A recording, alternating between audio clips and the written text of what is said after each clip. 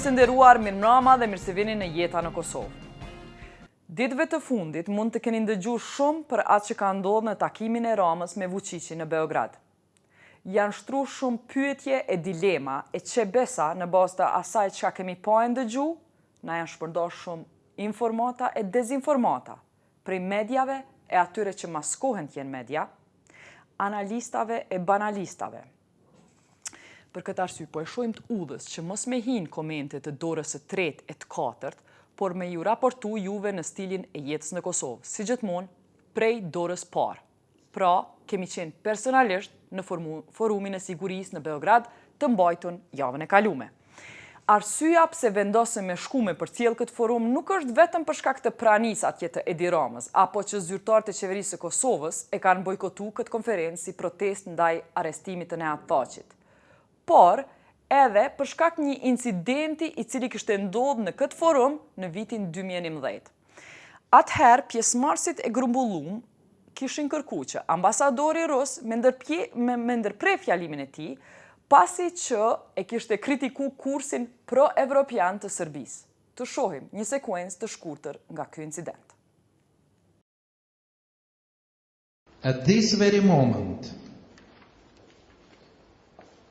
NATO KFOR with ULEX are about to bring Kosovo, Albanian customs and border police officers in violation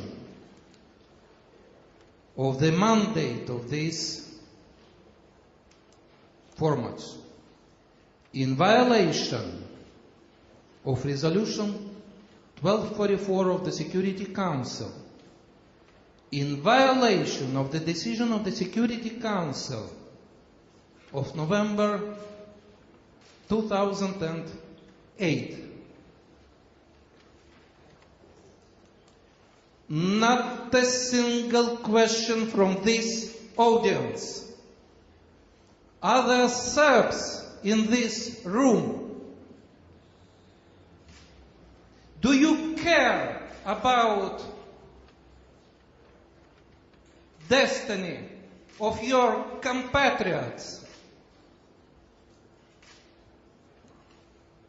Not a single question. In a few hours, the Security Council will take this problem. Russia will defend your interests together with your foreign minister, while NATO member countries, European member countries will be opposing your national interests. Not a single question about that. Can I continue? You may continue, but please. Do you agree I continue? I am the chairman, Mr. Huh? No, I think not. No. I am not chairing, but you asked me the question. Please, may I continue? Huh? Thank you.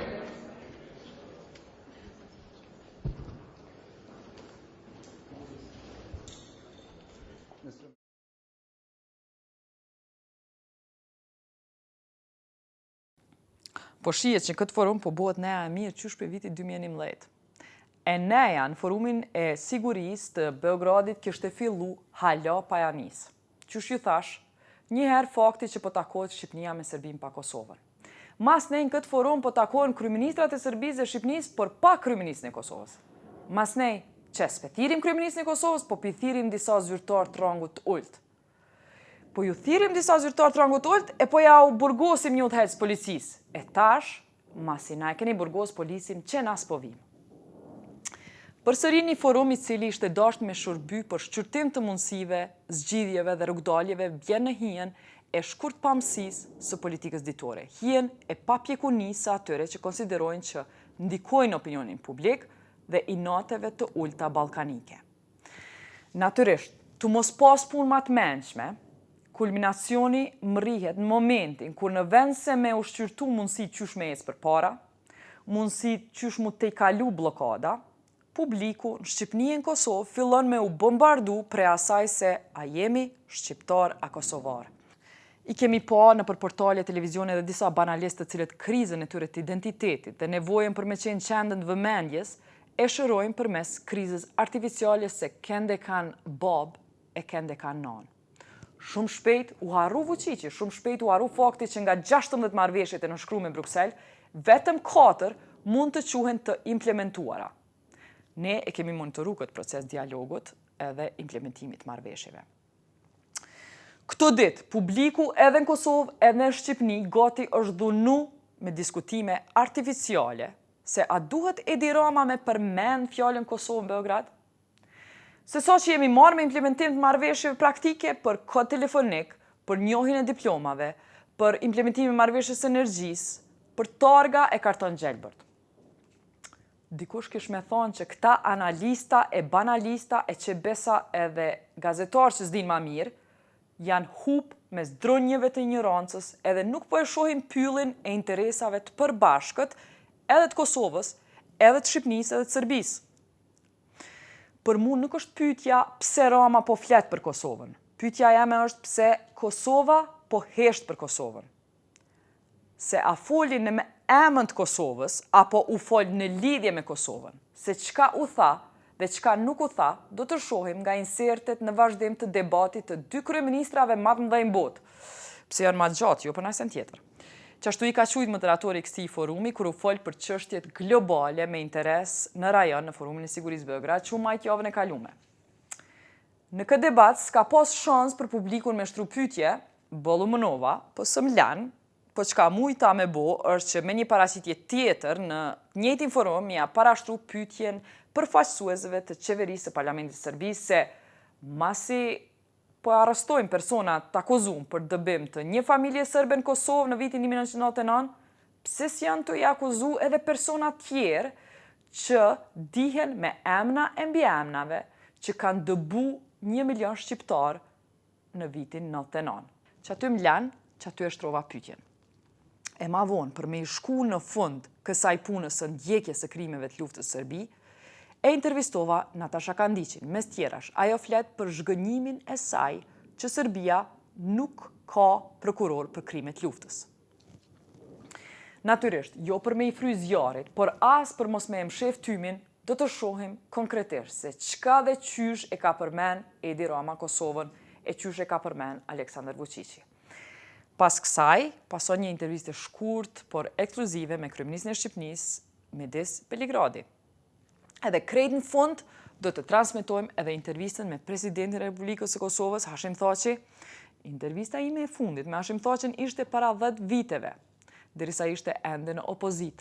Në ndërkohë, Hashim Thaçi është bo ministër, kryeministër, doktor honoris causa e tash president. Pra, po shkoj me rend. Ta ndjekim çka ndodhi e çka u tha për problemet globale të rajonit nga Rama e Vuçiq në Forumin e Sigurisë. Talking about the raft, the numerous crises that we have in the European Union and what that means for the process of accession and integration of the Western Balkans into the European Union. How badly has the accumulated problems of Greece, Britain, we've got the Italian banking system coming up. How badly is that going to affect your attempts, Prime Minister Vučić, to move Serbia closer towards that moment of accession into the European Union, which I know is your stated goal? Once again, profoundly grateful to Mr. Rama, and we do appreciate the fact that he's here today and that he joined us and that he gave us a chance to speak together and to develop. Because when you speak to each other, you always improve your relationship, and that is something of the biggest significance for all of us. To tell you the truth, I don't know what to reply to you, what to answer on your question, because I think, of course, people in Serbia were always measuring everything that was happening, as you said, in Greece, Great Britain, all the other EU countries. And I'm not sure that we have an alternative, although there are philosophers who would always say there is always an alternative. But, you know, it created a bad signal to all of us, because people wanted to say, okay, you see, there are countries and people that would like to leave the EU. At the same time, you want to be a member of EU, and you should reconsider all of our previous decisions. And my response to them was, okay, there won't be any referendums, and I think that the main strategic goal of our government is to do everything, to do whatever we can to, on our EU path, to get closer to the full membership of the EU. And it's not easy. I'm not here to make any complaints, to cry over our terrible destiny, and just wanted to say that we need to do better for ourselves. And speaking about economy, we are doing so. And you know, 2-3 years ago, when some people were saying, okay, you should meet with those Albanians, with Bosniaks, with all the others, and we were, you know, like Croats were in a previous periods. No, we don't want to interfere with those guys. Now I'm not ashamed to say, I'm proud to say, yeah, we would like to have better ties, better relationship with Albanians, Bosniaks, all the others, because I see that potentially speaking we have and will have a bigger and a better growth rate than most of the European countries. And we have a true and a real potential in the future. And we can do it, and we can do it all together. If we are going to do many things against each other, we have no chances at all. If we do it together, if we do better transport interconnections, if we do better political ties in the future, have no doubts. And if there are some comprehensive solution from European side, speaking of migrant crisis and some other crises, we'll have no problems to get closer to EU, economically speaking, and even politically speaking, in the years to come. But to tell you the truth, I'm not that optimistic. I'm very much afraid of the situation in the region, and I know that that would be your next topic. And I don't know what is going to happen. I see that, because I have one remark on EU's behavior. They were always putting ahead different tasks, different aims, different goals. Most of those tasks were shaped in a very bureaucratic way. And if you do that, okay, you're an okay guy. If you don't do that, you're not an okay guy. But during that time, maybe that period, we succeeded to lose political momentum, and today is completely different atmosphere. And I'm not pretending to say that it's a better atmosphere today than it used to be a year or 2 years ago. No, it's much worse. Read the papers today. See the front pages. Do you really think that someone from the government was saying that, I don't know, what is happening in Russia, what is happening in Washington? No, it's dictated by the new reality, by the new events that unfortunately we cannot control anymore. And I think that in a way we are losing the ground, although we don't want to admit that to the public because it doesn't fit to our political ideas, and that's going to be a huge, huge problem in the future. I think we, at least here in the Balkans, have to be clear on one simple point. EU process for us is not a trip to go somewhere, because some people are expecting this from us.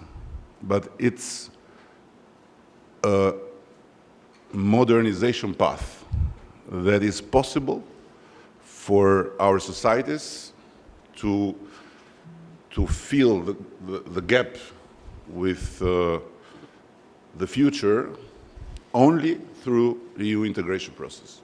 As such, I think EU integration process is even more important than membership in this moment, because it helps us to build the states we never had in terms of institutions, in terms of rule of law and functioning democracies, and in terms of vibrant societies with the energy for competition, for success, for failure, and again for success.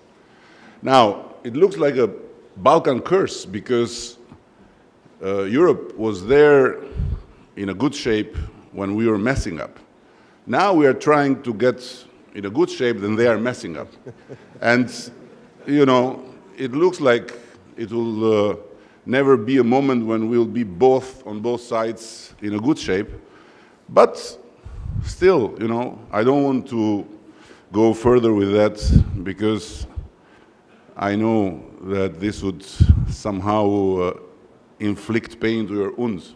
You have already left EU. And as for the justice reform, yes, we have embarked in a process that was simply unimaginable for Albania. And today we have passed a constitutional reform, and we are passing packages of legislation which are so radical in the discontinuity with the past that everyone is clear on one thing: this would never be possible without the EU integration mechanism. So I want to end by saying people can feel different ways. People can feel different ways about Washington, about Brussels, about Moscow. But people in this region should realize there is no other mechanism to let us get out once and forever from the path of a not very generous history, and to modernize, to become finally modern and live in our age. Then will we be members? Will EU be there once we are ready to be members? This is something that we cannot really be able to predict today, not because of us, but because of them in Brussels. But at the end, what matters is we should and will be modern, finally, and will not, and will get out of a never-ending childish way to behave towards our future because of being hostages of our past. Thanks. And I'm a little concerned, Mr. Vuçiq, about what you said about you feel that Serbia is losing ground. Is it losing ground because the EU is proving to be incapable of dealing with the accession process of the Western Balkans because of the multiple crises? Or is it losing ground because of uncertainty inside Serbia and the Western Balkans themselves? There are, to be absolutely honest, several reasons for that.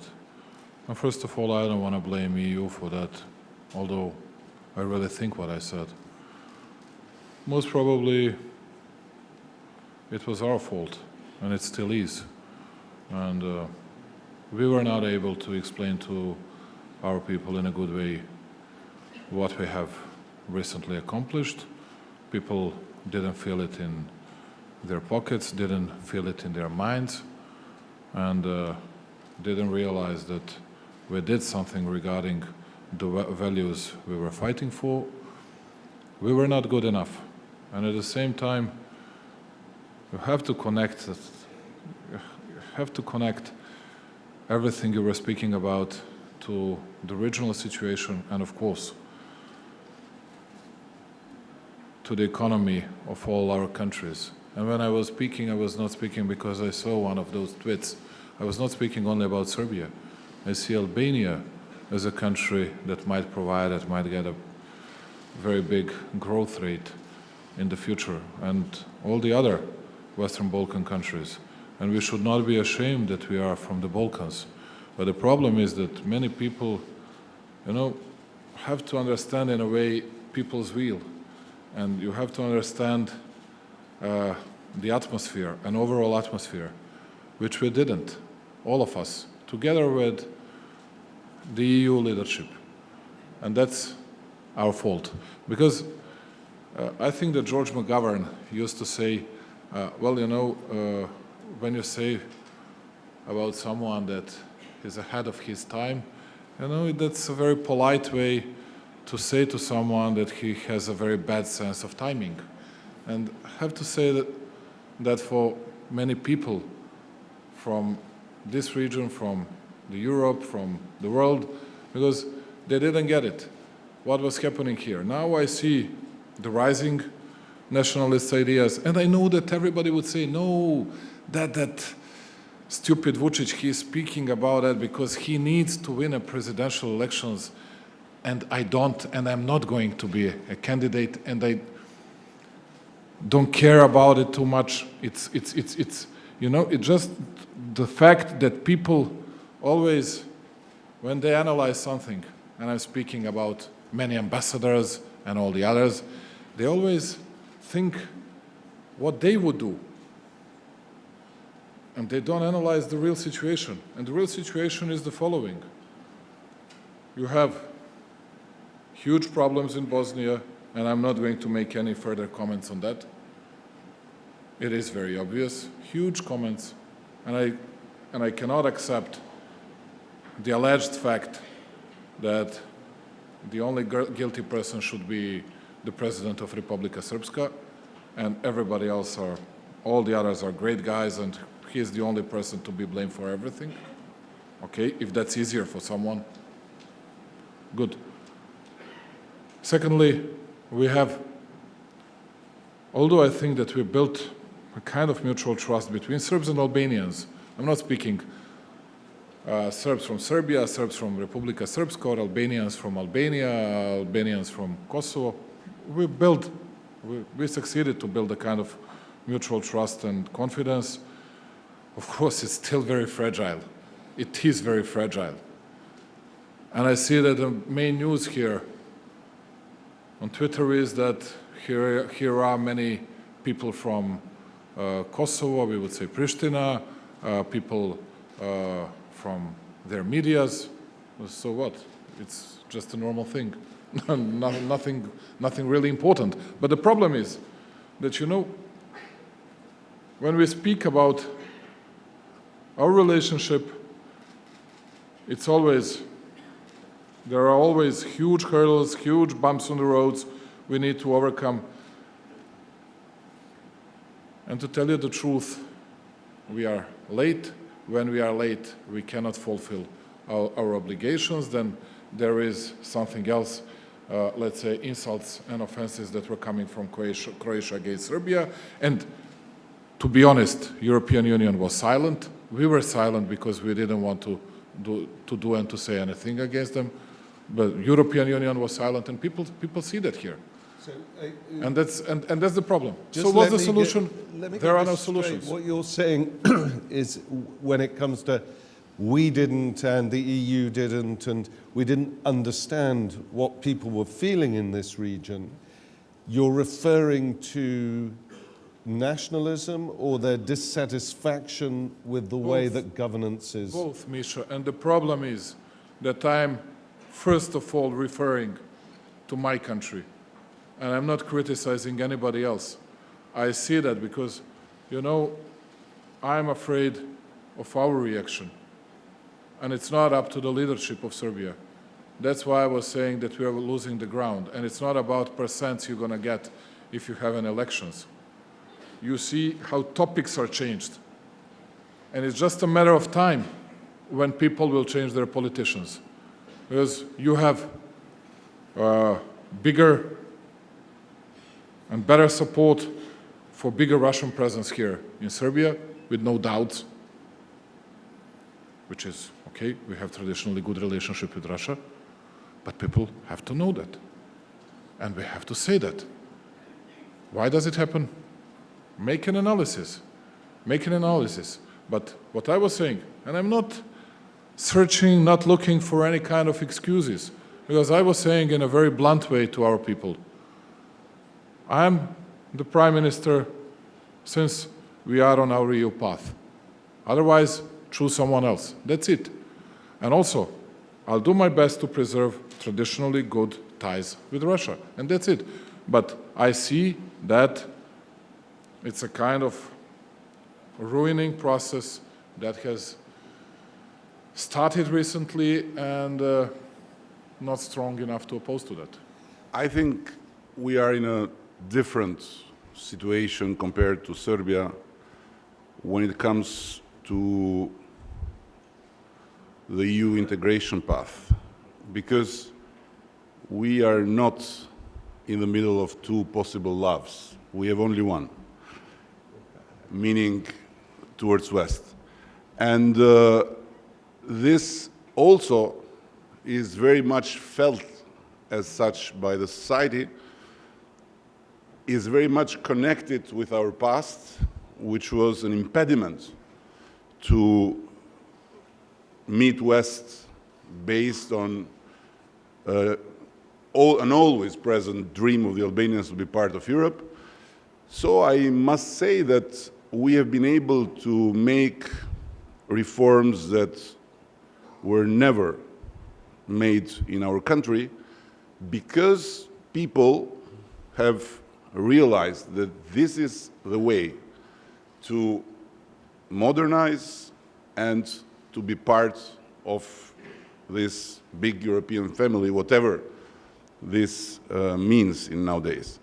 And again, I want to stress that it's our responsibility and it's our battle as leaders to make sure that people realize that the EU integration is not about choosing between different possible loves.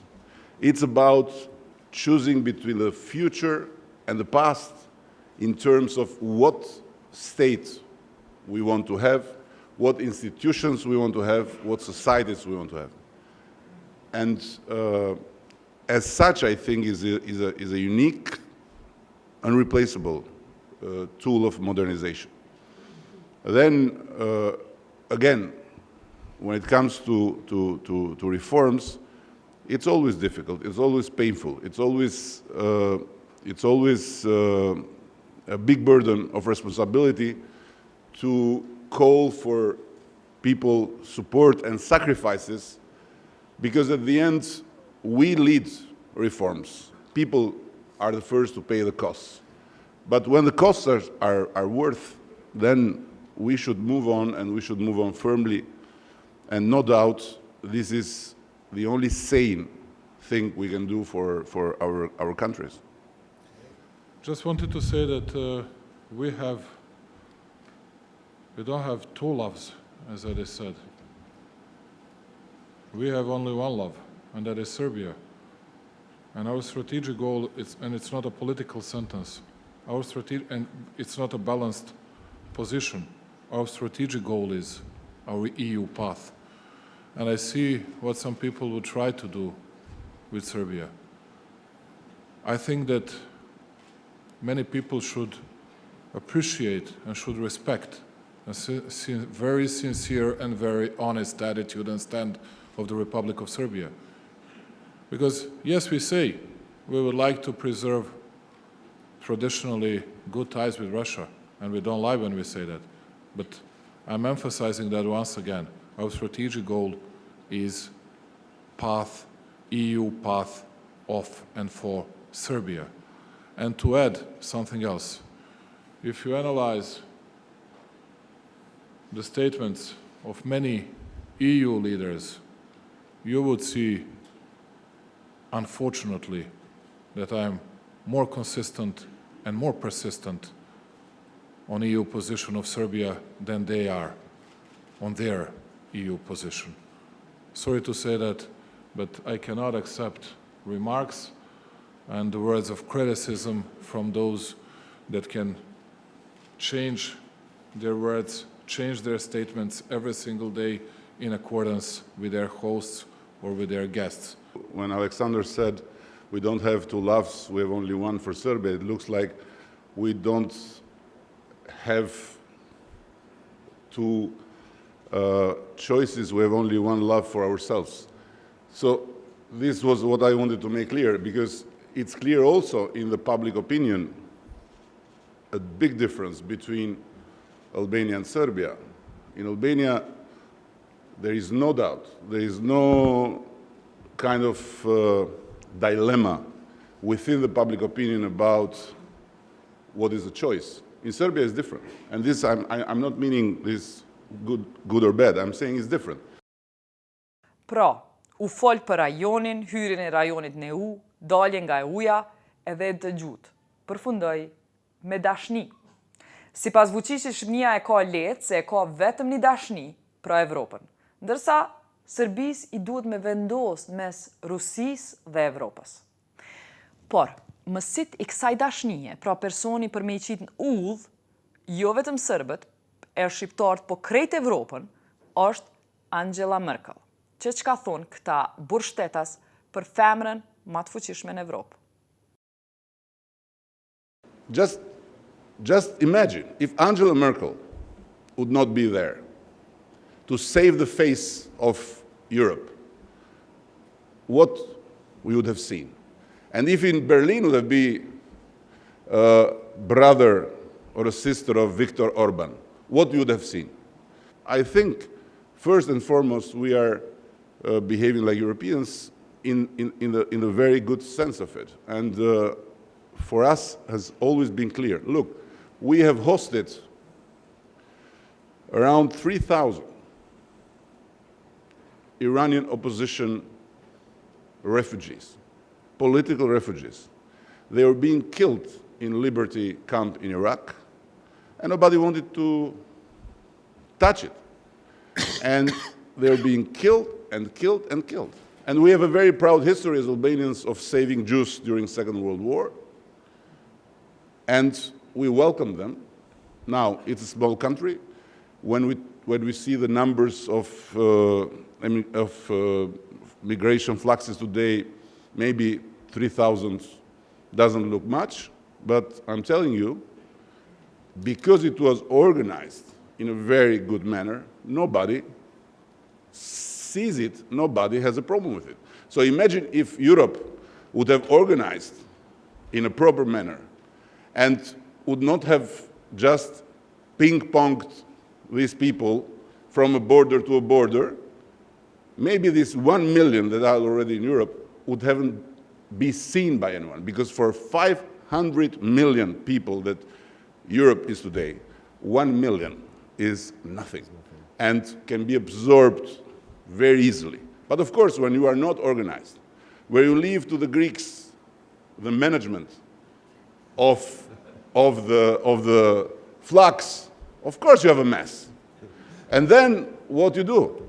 You have them 15,000 in one Sunday in the Munich train station, and that's it. And then you have to deal with some idiots there that go to 10%, to 12%, to 15% by just bringing back in time some ghosts of the past we were left behind.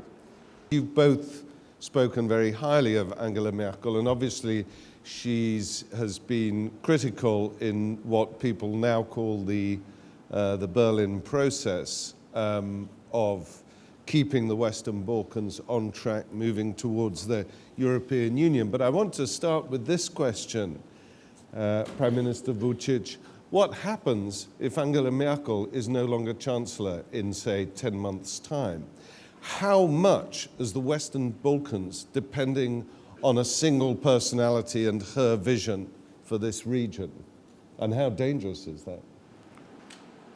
I'm a small guy from the Balkans, and we will always respect German people's will.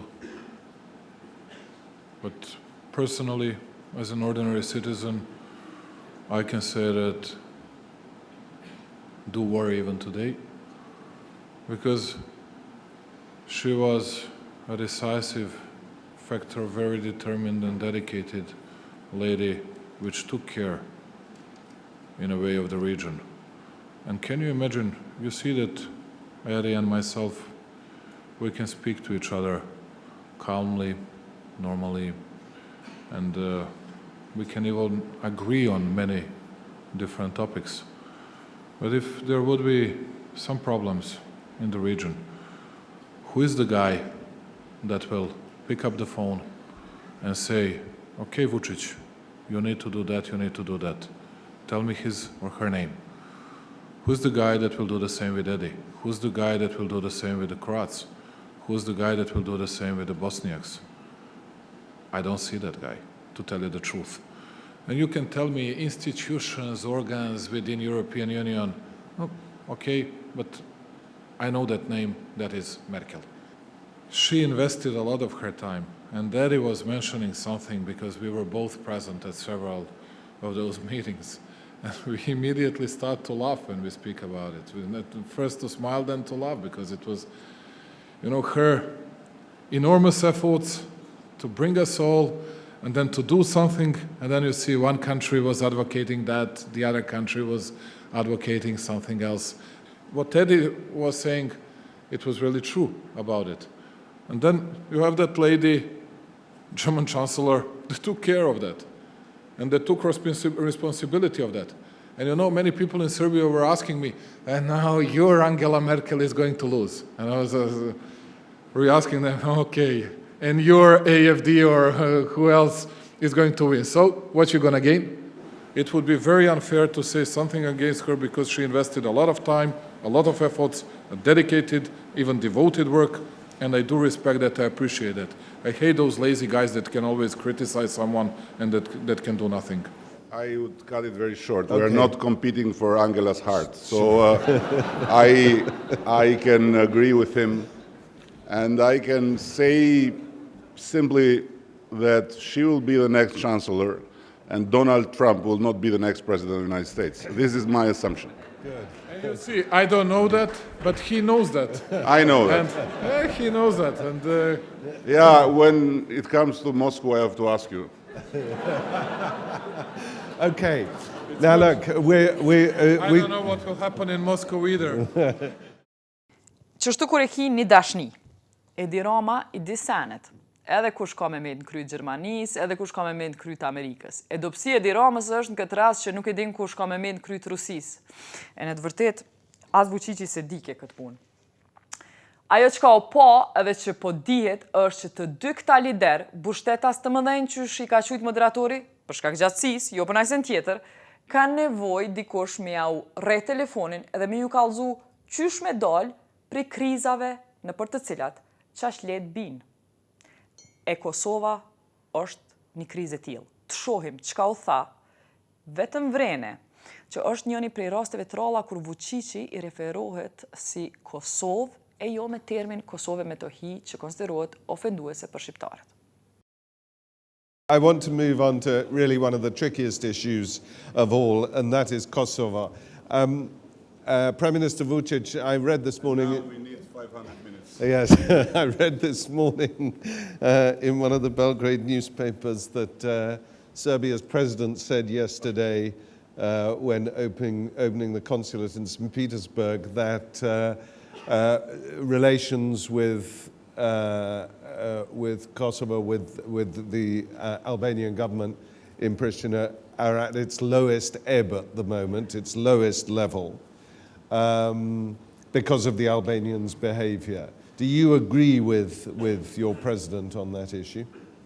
First of all, I would like to say that when Edi is fighting for bigger Western support, he has no limits for that.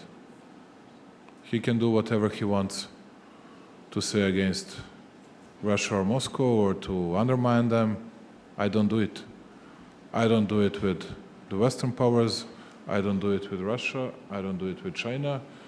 And we are in different position indeed. And that's why the polls shows the different results in Albania and Serbia regarding EU path of two countries. But there are some other reasons as well. EU is seen here also as an organization that makes more pressure, always make more pressure on Serbia over Kosovo crisis. At the same time, as I have already said, they were always very loud to make good remarks from time to time.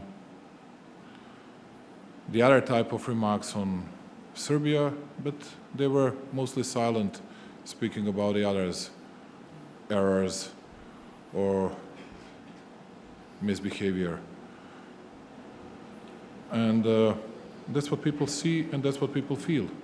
And Albania has no problems with their territorial integrity. Serbia has. And these are the problems that are differently approached either by European Union, either by our countries. And that's the essence of the problem. But still, I have to say something. People in Serbia should know that. We got the biggest support from European Union. When we had those terrible floods, we got the biggest support from European Union. We have today thousands and thousands of projects in which European Union supports this country and supports people of Serbia. And people of Serbia should know that. And there is no other organization that can compete with European Union on that. And people of Serbia should know that as well. Speaking about our relationship with Pristina,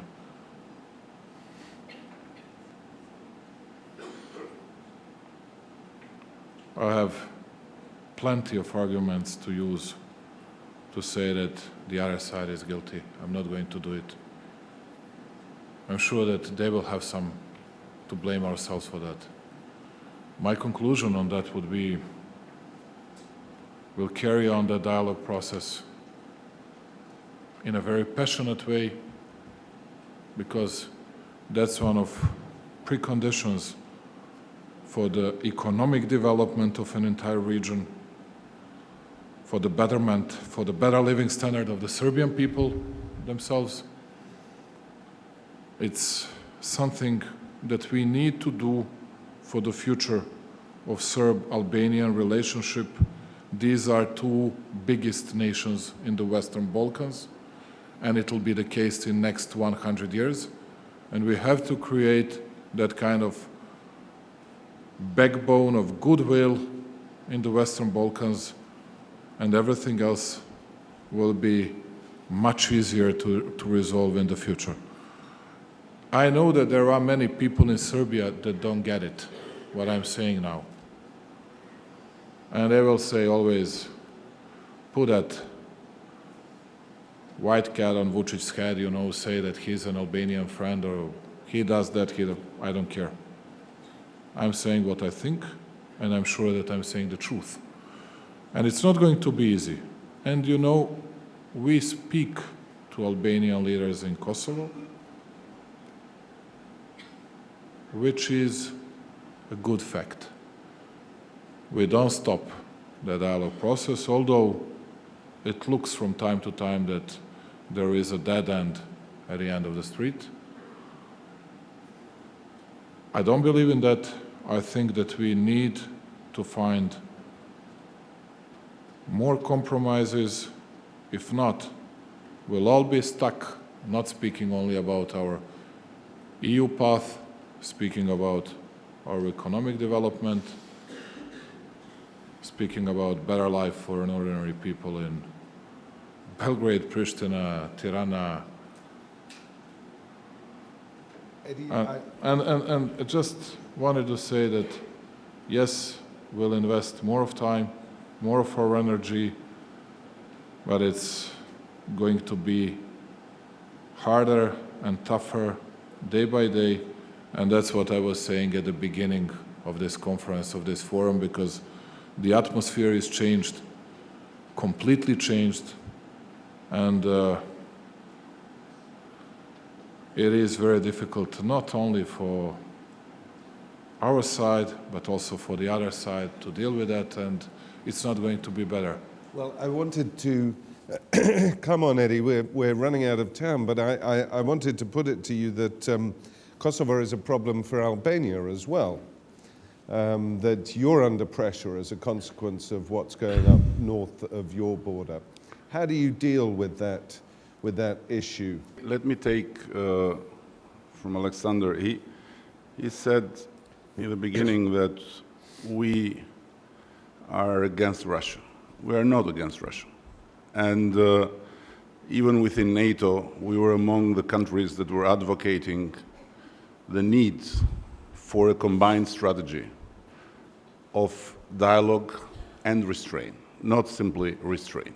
We live in a world where many things are connected, and we don't have the luxury to not talk to each other,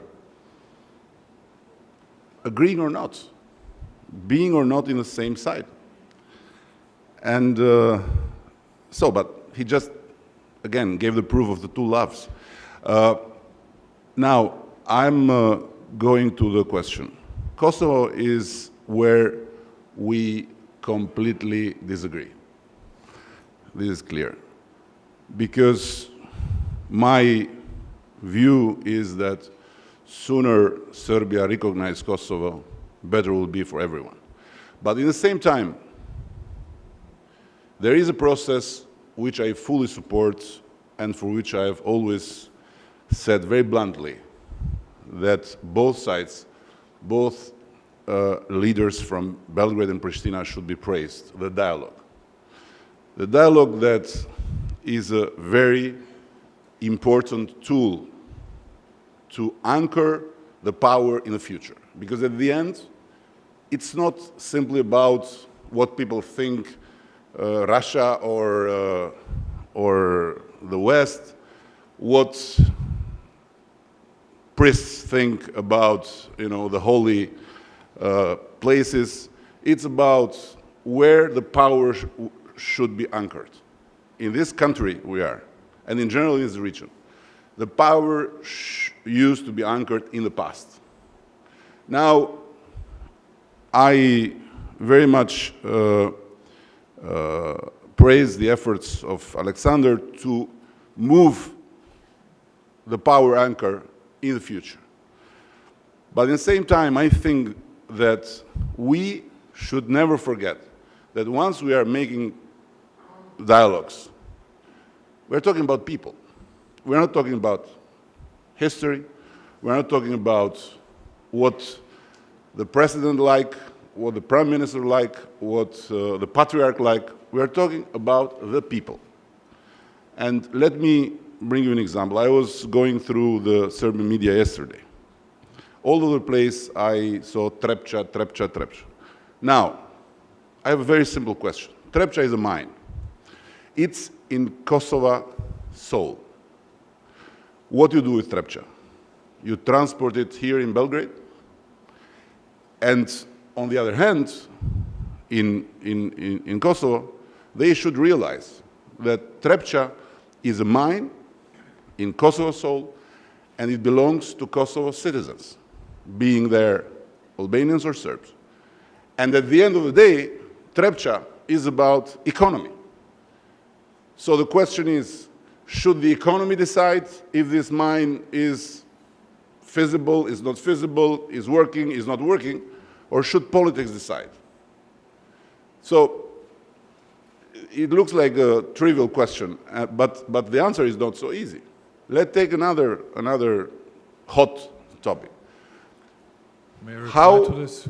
No, let me finish. How we want to move forward without cleaning this kind of lists of people that are wanted or whatever, Because I can understand all the arguments, but when someone is crossing the border here, and is crossing the border for the 10th time, and one among 10th time, he is arrested. What does it mean? What does it tell to people? And the last thing I have to say is, again, in both sides, in Kosovo and in Serbia, I'm convinced that the priority when we think about each other should be to make the people happy, to make happy the Serbs in northern Kosovo, to make happy the Albanians in southern Serbia. This should be the goal. Happier these people are, better things will be, and then less room will be opened for idiots and for people that want to take back the anchor of power in the past. This is fundamental. So we should not get lost in translation. Both countries have pledged to go forward, to leave the past back, and so on. And I fully agree with Alexander. I'm sure, and that's why I came here first, I come here again, I'll come here as much as would be needed, and I don't care what some people might say. Because when I left Tirana to come to Belgrade last time, I was a traitor. And when I was back, I was a hero. But I am neither a traitor or a hero. I am simply a person that believes that Albanians and Serbs can do together for themselves and for this region what French and Germans did together for themselves and for Europe. After centuries of division by a river of blood. So the examples are there, we are here, and the future is in our grasp. Or we grasp it, or then we kind of confess to the patriarch. I don't know what to say. Before we end up, I'm going to ask Prime Minister Vuçiq to respond to that as he's requested, and then we're going to have to wrap up. But do go ahead. To tell you the truth, when I noticed the presence of Kosovo media, I knew it from the very beginning that Edi will do some daily politics. And he's a much better politician than I am. I was not using this opportunity to say something bad about our Prishtina's counterparts. I'm not going to do so. But I'll take two examples he took to explain the situation between Belgrade and Pristina. He was speaking about Trepča. Dare to say that I know a bit more about Trepča than Edi. I think so, at least.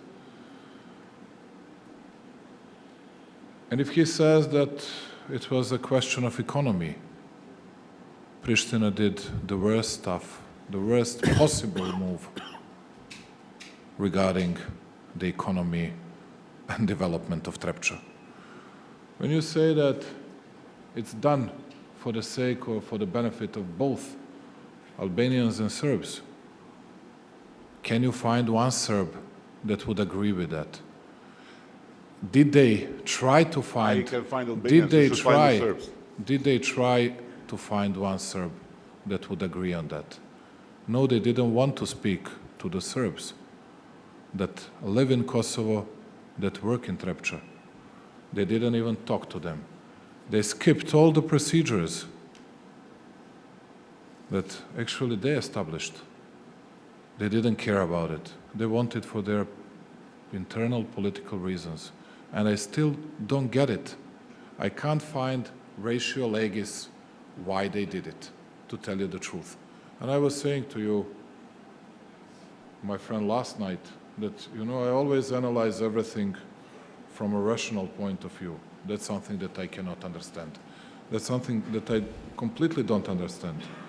Coming back to the case of Jeta Xharrën, You were referring to that case, if I'm not mistaken. Know nothing about the case. Didn't see his file. Otherwise, I would do something illegally here in this country. And we have just opened chapter 23. And I was, for much smaller cases, warned by European Union not to do so. And I hope that European Union won't have double standards as they used to have from time to time. But at the same time, you were speaking about it, but it was not enough for us, and there was no good reasons for us to hold the negotiations, to stop the talks, to stop the dialogue.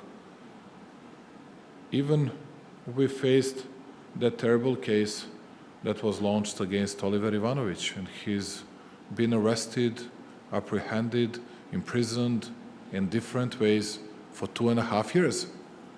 And you didn't hear that argument from myself as a key argument or as a sufficient argument to stop the dialogue, to argue with someone, or to say, okay, now we don't need to discuss furthermore issues with Kosovo Albanians. It's not a reason.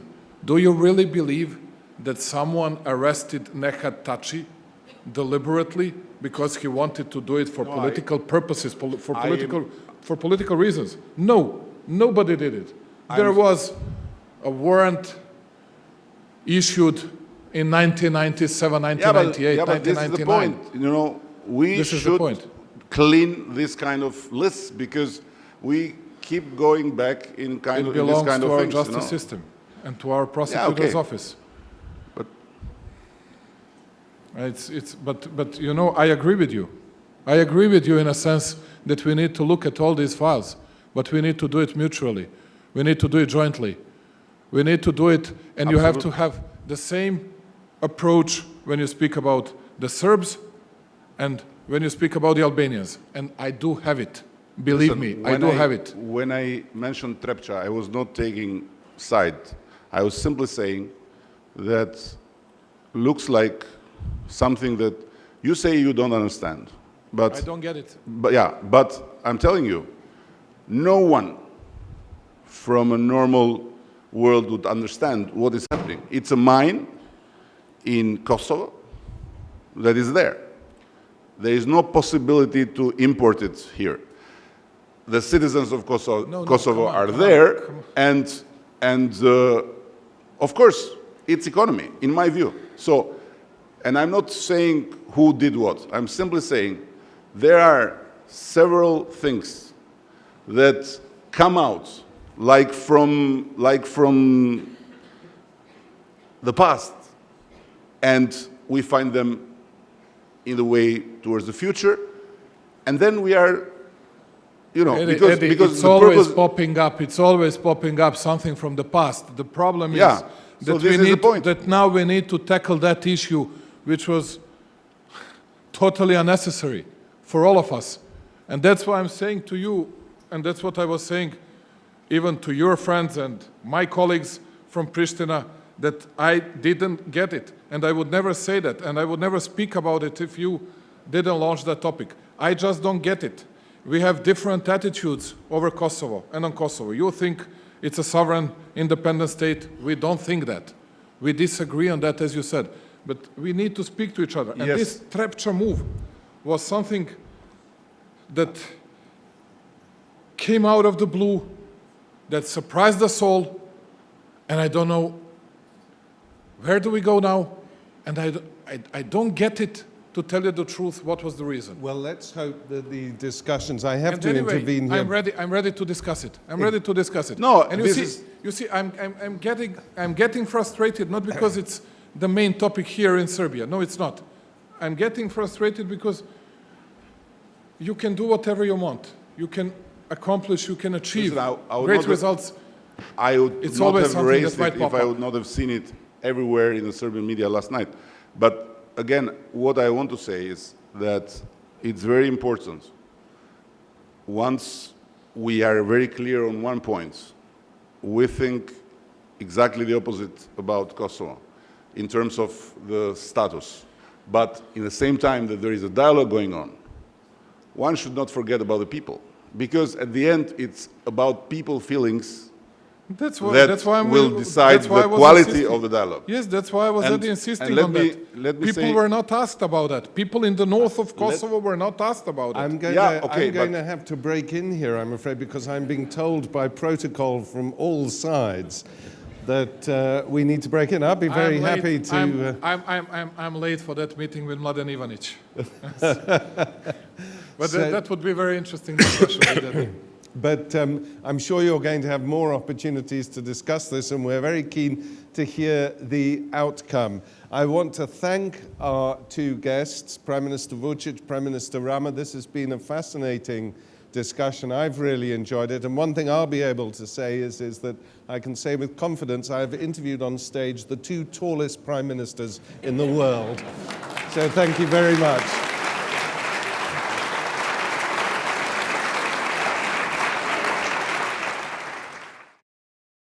Ta kemi të qartë, në agendën e të mëdhejve, Kosova është vetëm një pikë ndeti.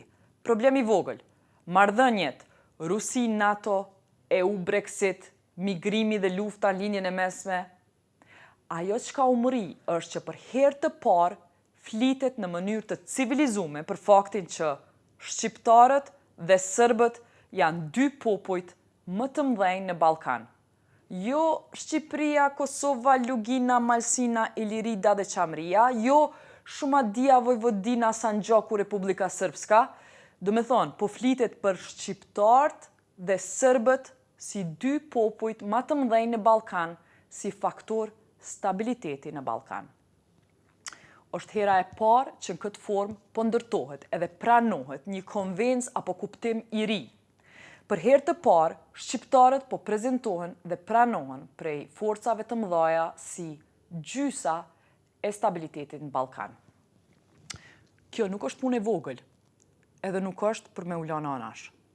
Nuk e di a është kjo ide e Edi Ramës apo ja ka rreth telefonin Merkelka, por unë s'maj men kur shqiptarët e kanë pas këtë rast edhe këtë pozicion, me qenë zyrtarisht sakt gjysa e zgjidhjes së problemit. Nuk po du me tinglu si promovues Edi Ramës apo cili do politikan tjetër, se veç po i shoh portalet, analistat, banalistat e gazetarusat, shkrimet e cilëve kushtojnë €1 sekundi që Jeta Xharra është promotore këtij apo atij, po s'di najherë a kom ja bo Edi Ramës halal punën e qelsave Tiranës, po i natin kia e hakur mos ja ha. Edhe Rama, edhe Vuçiqi janë të tregu pjekuri të re në skenën e politikës dhe diplomacisë ballkanike. Me ose pa Merkelkën, s'di s'po më intereson. Ajo që po më intereson është që sa ma shumë kulturë të tillë, qaq ma pak ka me pas fashizëm, qaq ma pak nacionalizëm, edhe qaq ma pak ekstremizëm religios edhe islamik edhe të krishterë ortodoks. Kësa i thonë iniciativë, me i pri proceseve, me ju nejtë seneve gati, e jo piksor. Jo veç me pri që po thojnë Amerikant, që ka po thojnë Gjermant, e që po thojnë Brukseli. Sa ka kalu kohë qeveria e Kosovës të e përgadit kabinetin e kryeministrit Rama me prioritetet e Kosovës që duhet me ingrit këtë forum? Për pos trepqës, aso është implementimi i marrëveshjeve të nënshkruara në Bruksel, me i kallëzu çka me shty edhe çka me kërku. Mos me pru Ramën situatë që ai nuk ka informata çka është më e rëndësishme për Kosovën këtë moment. Pra, krejt kjo që po villet sot në mënyrë të paftyrshme në debatin artificial, ai e shqiptar, ai e kosovar, bazohet në unë s'po di, unë s'po foli, unë s'po di me kry punë, pra mos fol as ti.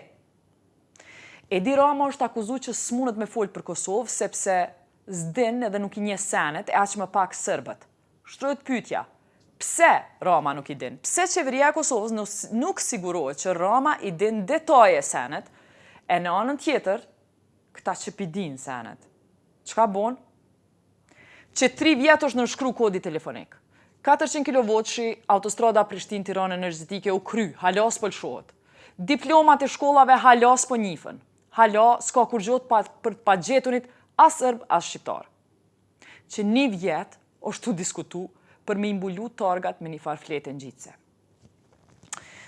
Në këtë forum, mes Vuçiqit e Ramës, protokolli nuk ka leju pyetje për publikut, e besomni, unë i kom pas do pyetje edhe për Ramën edhe për Vuçiqin. Po, aty ku më kanë lënë me bo pyetje, ka qenë një panel tjetër i përbërë prej zëvendës krye parlamentare së Serbisë edhe shefës e delegacionit qeveritar sërb për integrim në EU. Nëse Serbia e shet arsyeshme me arrestu një nën kolonel të policisë Kosovës, nën pretendime që e ka përzon një familje sërbe për shtëpisë të tyre në vitin 1999, mu m'interesoj ke me ditë, çka ka bo e njëjta prokurori për personat që i kanë përzon 1 milion shqiptar në vitin 98-99 e që dihen me emën e mbi emën. I have questions for both ladies representing more or less the government and the parliament. Right now, one of the reasons why representatives of Kosovo government are not here are because they're protesting. This is what they told me. They're protesting because an Albanian is being taken to court for expelling a Serbian family. I'm asking both of you, what are you doing to take to your courts lawsuits against the expulsion of 1 million Albanians like myself that were expelled in '99. Now, it has to do with you directly. You said that the dialogue is about also internal reform, rule of law reform. How do you consider your country is doing rule of law reform and you, with an open face, can go and discuss EU when you have 1 million Albanians that members of your army expelled, and you have no court cases right now ongoing in your country for expelling me and 1 million people like me, but you have one case of an Albanian that expelled a Serbian family, which of course should be tried and have a fair trial and have Serbian victims answer to. But what do you say to people who expect you, people like me, expect you, the EU negotiator, to push your government for dealing with the past on Albanian victims? I strongly disagree with you in pointing out the nationality of the victim. I am supporting the idea that victims do not have the names and the nationality particularly, but we are speaking, that's why we are speaking about missing people, expelled people, people that are not allowed to go back to their own homes, so regardless of the nation. Përderisa zonja Mirçević mu më tha që nuk duhet me bo në dallimin mes etnisë së viktimave, ajo vetëm disa minuta para pyetjes sime kishte deklaruar se qeverisë së saj i intereson liberalizimi i vizave për Kosovë për shkak të qytetarëve serb, jo për shkak të krejt qytetarëve që jetojnë në Kosovë. We are, of course, very much interested for visa liberalization for Serbs living there, and that should be also part of the visa liberalization. Pra, nëse qeveria jonë s'munët me e pru liberalizimin e vizave që s'ka mujë që sa vjetë, ndoshta munët me animu qeveria e Serbisë për hatër qytetarëve serb të Republikës Kosovës. Ta ndigjojmë edhe përgjigjen pyetjen time dytë. For yourself, I would ask you, you have 1 year that the parliament is delaying choosing the head of war crimes chamber. You have the candidates, your government has changed, has done 3 good war crimes trials that we in Kosovo watched with a lot of interest. Podujeva trial, where you have 20 years in jail for a paramilitary. You had Suareka trial, then Čushk that failed through. Now we're watching you. Why do you want to change your head of war crimes trial? Why have you changed the judges that decided on those war crimes? Is it because you don't want to deal with the past? And will your parliament now choose a head of war crimes chamber which wants to deal only with Serbian victims, because all of that have said they want to do that, or will you choose a head of war crimes chamber which actually will deal fairly with all the victims and not just with the Serb victims? You accused me, literally, as being somebody who is representing the government for the war crimes or not prosecuting the war crimes. And I'm saying to you that actually I was a very strong participant of the civic movement during 90s, and also very strongly going or backing the idea that war crimes of any nation should be prosecuted, and that those who committed crimes, they have their names and they are supposed to be prosecuted using the domestic courts or international funded courts, ICTY, or the court that has been established also for the war crimes that has been committed in Kosovo, for sure. You know that you have to know the context. You know that you have to learn to name the problem. And you know that you have to introduce ethics of responsibility to the people. So you are mostly right about impressions of the weaknesses in the judiciary system in Serbia as a whole. And that's another joint effort that we can share. So I would just rephrase your question.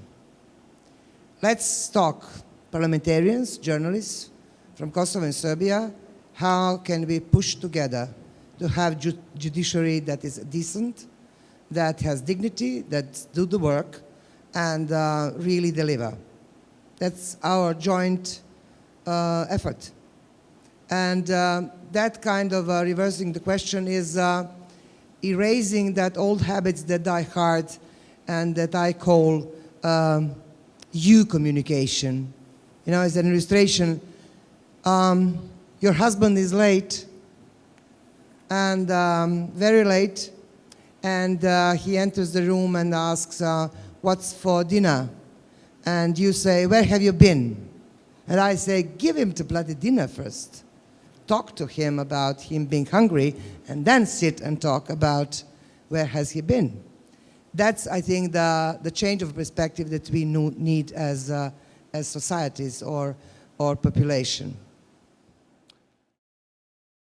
Këshillën e zëvendës kryeparlamentare serbe e kom marrë fort seriozisht. Por e kom zakon me I verifiku përgjigjet edhe me marrë një mendim tjetër. Natyrisht, Natasha ka ndi që nuk e veta qysh mi abo darkën burrit, por e veta qysh është situata me ngritjen e aktakuzave dhe gjykimet e drejta për rastet e krimeve të luftës të cilat I ka kry shteti serb në Kosovë. Srpsko pravosuđe je počelo 2002. godine sudi za ratne zločine. I to je tada bio početak I bio je jako dobar početak. To je bilo suđenje za ubistvo 14 žena I dece u Podujevu. Predmet je počeo u Prokuplju, to je bila katastrofa. Kako je izgledala ta sudnica, u njoj su bili pripadnici Škorpiona koji su hrabrili optuženog koji je bio pripadnik Škorpiona. Sudija nije mogu da vlada predmetom, tako da je došlo do premeštanja predmeta u Beograd. I predmet je u Beogradu fantastično vođen, bila je sjajna sudija. I na kraju, kako je bio rezultat? Osuđen je na 20 godina pripadnik Škorpiona, ali kako da kažem, to je bio predmet koji je podržan od strane ove države. Počelo se sa suđenjem za ubistvo braće Bitići, za ubistvo porodice Beriša u Suhoj Reci. Bilo je suđenja dobrih koje su čak podržavali I porodice žrtava sa Kosova. Gde su ti profesionalci danas? Ali te sve sudije koje su nekoliko godina bile u predmetima ratnih zločina, koje su stekle veliko iskustvo, oni su svi su premešteni sa svojih pozicija, premešteni su u viši sud, ali su zapravo sklonjeni sa predmeta ratnih zločina. Oni se više ne bave ratnim zločinima.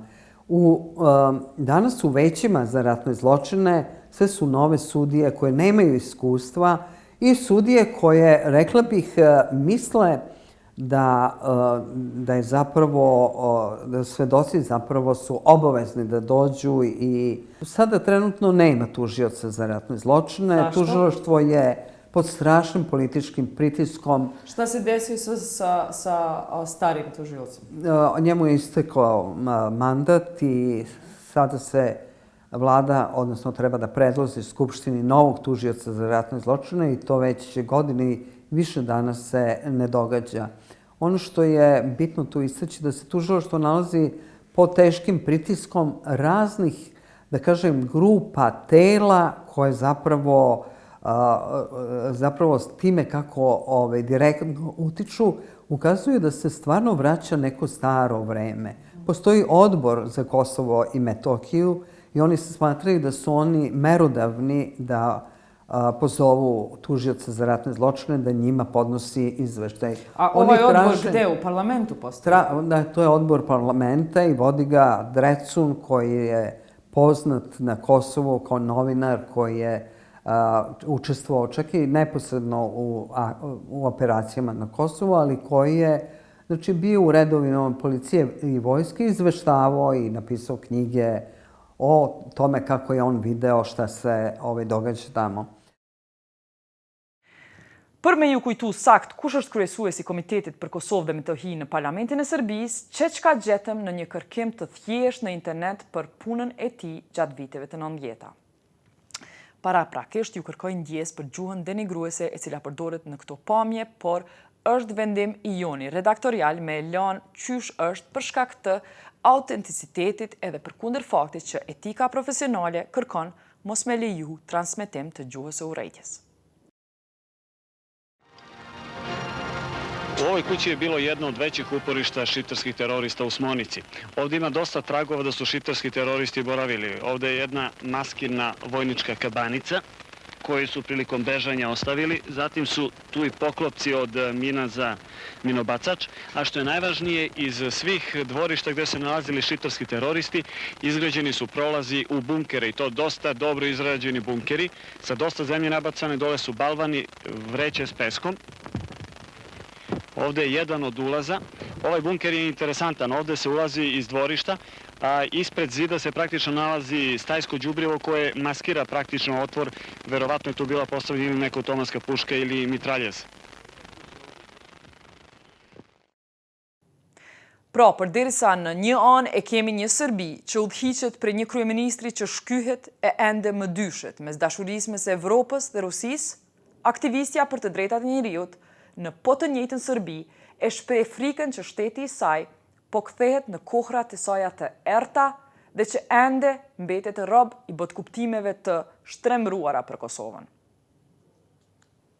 Sada su u prvom planu upravo ljudi koji su tih 90. godina i 99. godine bili ti koji su davali glavni ton tome šta se dogodilo na Kosovo. Znači jednoj priči o tome kako su Srbi proterani sa Kosova, kako su Albanci proterali Srbe i potpuno je potisnuta ta slika šta se stvarno dogodilo na Kosovu, kao i činjenica da na Kosovu je itekako ostalo oko 100.000 Srba. Znači, ostalo je da živi, nisu krenuli za konvojem policije i vojske, nego su ostali tamo gde su živeli i ranije. Ja sam vrlo razočarana kandidatima za novog tužioca. Ti kandidati su, pokazalo se da oni lako prelaze i lako se vraćaju na neku staru stranu. Osim jednog kandidata, svi su rekli da im je prioritet suđenje onima koji su počinili ratne zločine prema Srbima.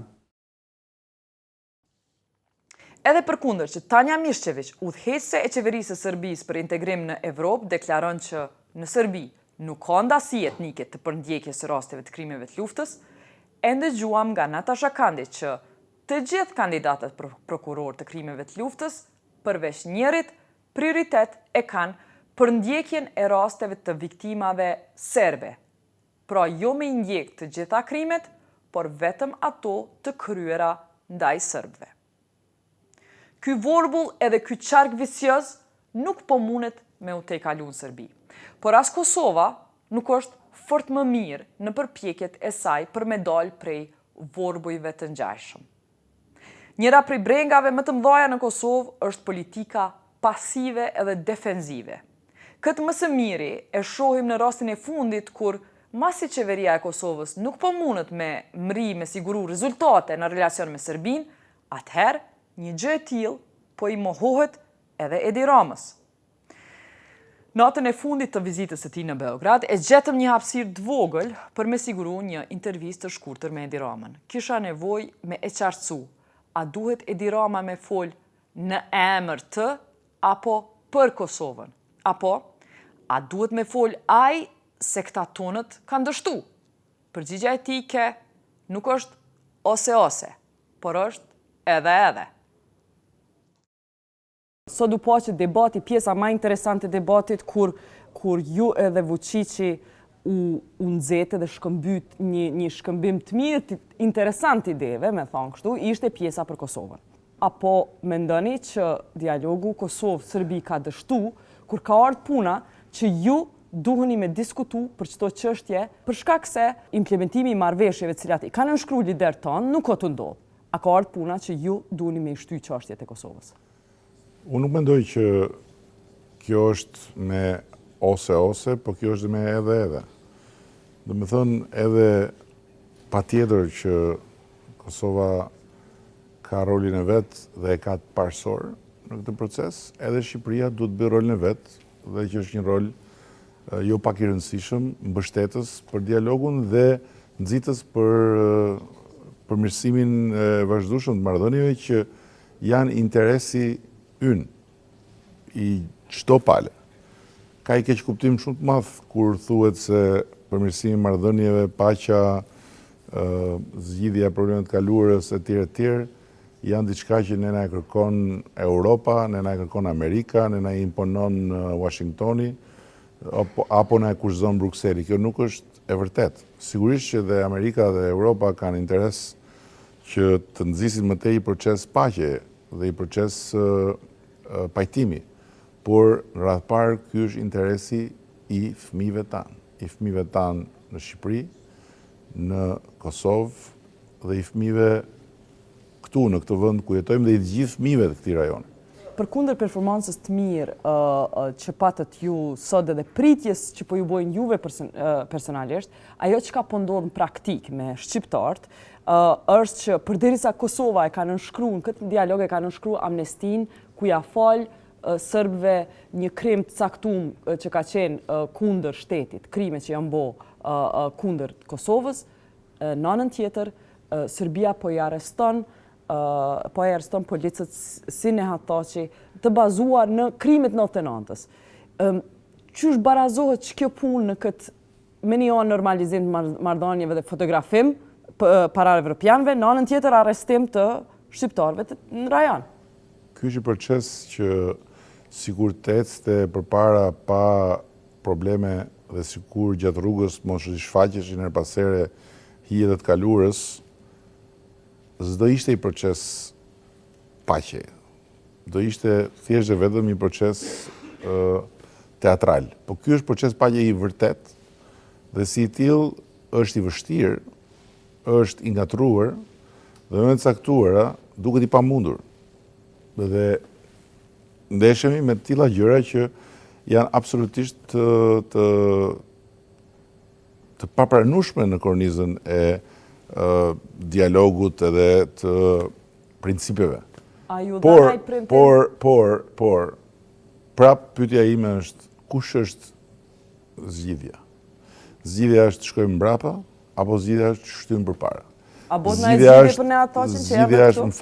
Zgjidhja është që të gjejmë arsye për ta stopuar procesin dhe për të filluar nga ushqimi i hijeve të kaluarës dhe nga përgdhelja e miteve që na kanë mbajtur peng kaq shumë kohë, apo zgjidhja është që të gjejmë kokëforcisht rrugdalje. A gjetët rrugdalje?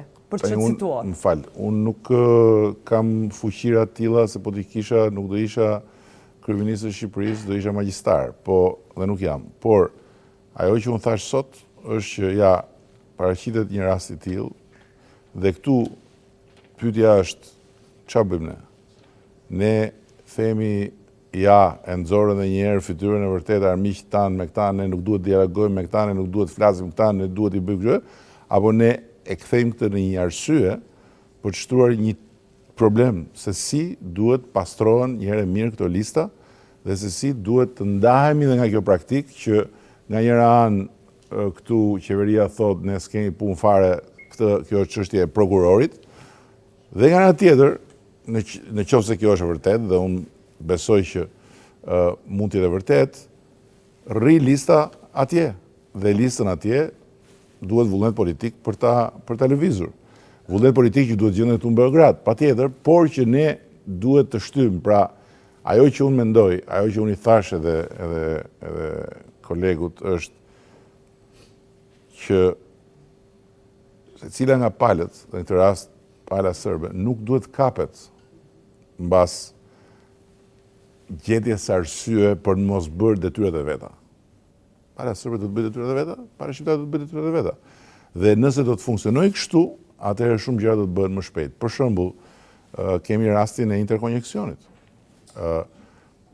që është i bllokuar. Është i bllokuar për arsye të një çështje që lidhet me dialogun e tjerë. Shqipëri-Kosovë, po, Shqipëri-Kosovë. Për shkak të Serbisë është i bllokuar? Po, është i bllokuar pra sepse nuk është zgjidhur akoma në kuadrin e dialogut tema e telekomunikacioneve, energjisë, ku diun se çfarë. Mirë, po ju a e keni arrit marrëveshjen me Kosovën për interkoneksionin? Po kemi arrit pra, po nuk e fusim dot në punë nëse Serbia nuk jep okejn në kuadrin e dialogut dhe të marrëveshjeve ku diun se çfarë. Në fakt, në këtë moment, normalisht duket sikur me që kesh trepça, atëherë Serbia këtu nuk duhet as ta mendojë këtë gjë. Po ndërkohë ajo që unë i thash është që jo, e kundërta është e vërtet që ju duhet bëni tuajën. Pra ju duhet të bëni tuajën dhe nuk mundet dot që të kapeni masi gjëje e pastaj të bllokoni gjën tjetër. Dhe kështu duhet ndodhi, mendoj unë, në një proces ku interesi përsëris i njerëzve të thjeshtë, i njerëzve zakonshëm, i atyre që ne shpesh herë i përfaqësojmë pa e menduar mirë dy herë se në fakt po i ndihmojmë as po i ndihmojmë, është gjë e më rëndësishme në këtë mes. Atëherë, nëse që 5 vjet nuk po realizohet marrëveshja për Telekom, çka do të bëni ju si kryeministri i Shqipërisë tash nëse Serbia nuk po e zbaton marrëveshjen e energjisë? Çka nëse edhe 5 vjet nuk nënshkruan? Mund të ndodhë hipotetikisht njëjtë si me Telekom. Çfarë mosa keni menduar? E parapunësia që kjo nuk është pyetje që më takon mua, kjo është pyetje që i takon leadershipit në Kosovë. Por ajo që unë mund të them është që nëse për çdo gjë ne pozicionohemi që ky është rasti për ta bllokuar procesin, ky është rasti për këtë, ne vetëm i bijem këmbëve tona. Kështu që ku ka një vullnet mirë, ka një zgjidhje gjithmonë. Dhe ne duhet të kemi vullnet mirë për t'i dhënë zgjidhje gjërave, jo për t'i mbajtur gjërat bllokuar. Sigurisht që kjo është për dy palët. Sigurisht që nëse do të shikonim zbatimin, Serbia ka kusure të mëdha në zbatim të marrëveshjes, patjetër. Sigurisht që shumë çka mjafton për të thënë që e di si puna, po mjaft boll u lodhëm, nuk vë. Po kush është zgjidhja tjetër? Nuk ka zgjidhje tjetër, nuk ka rrugë tjetër. Gjitha rrugët e tjera janë vetëm qerthuj vicioz në përpjekje të brendshme për pushtet.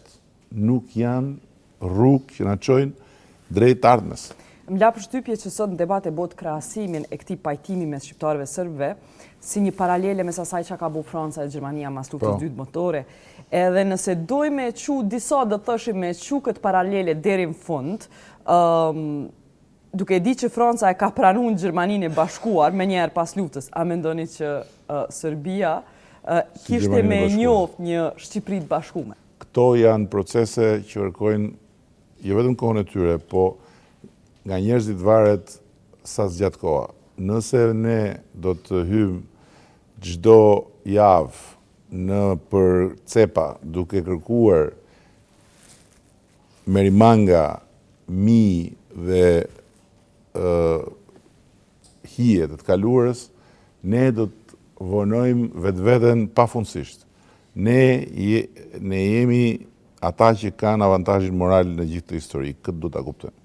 Serbët kanë humbur luftën. Shqiptarët kanë fituar luftën.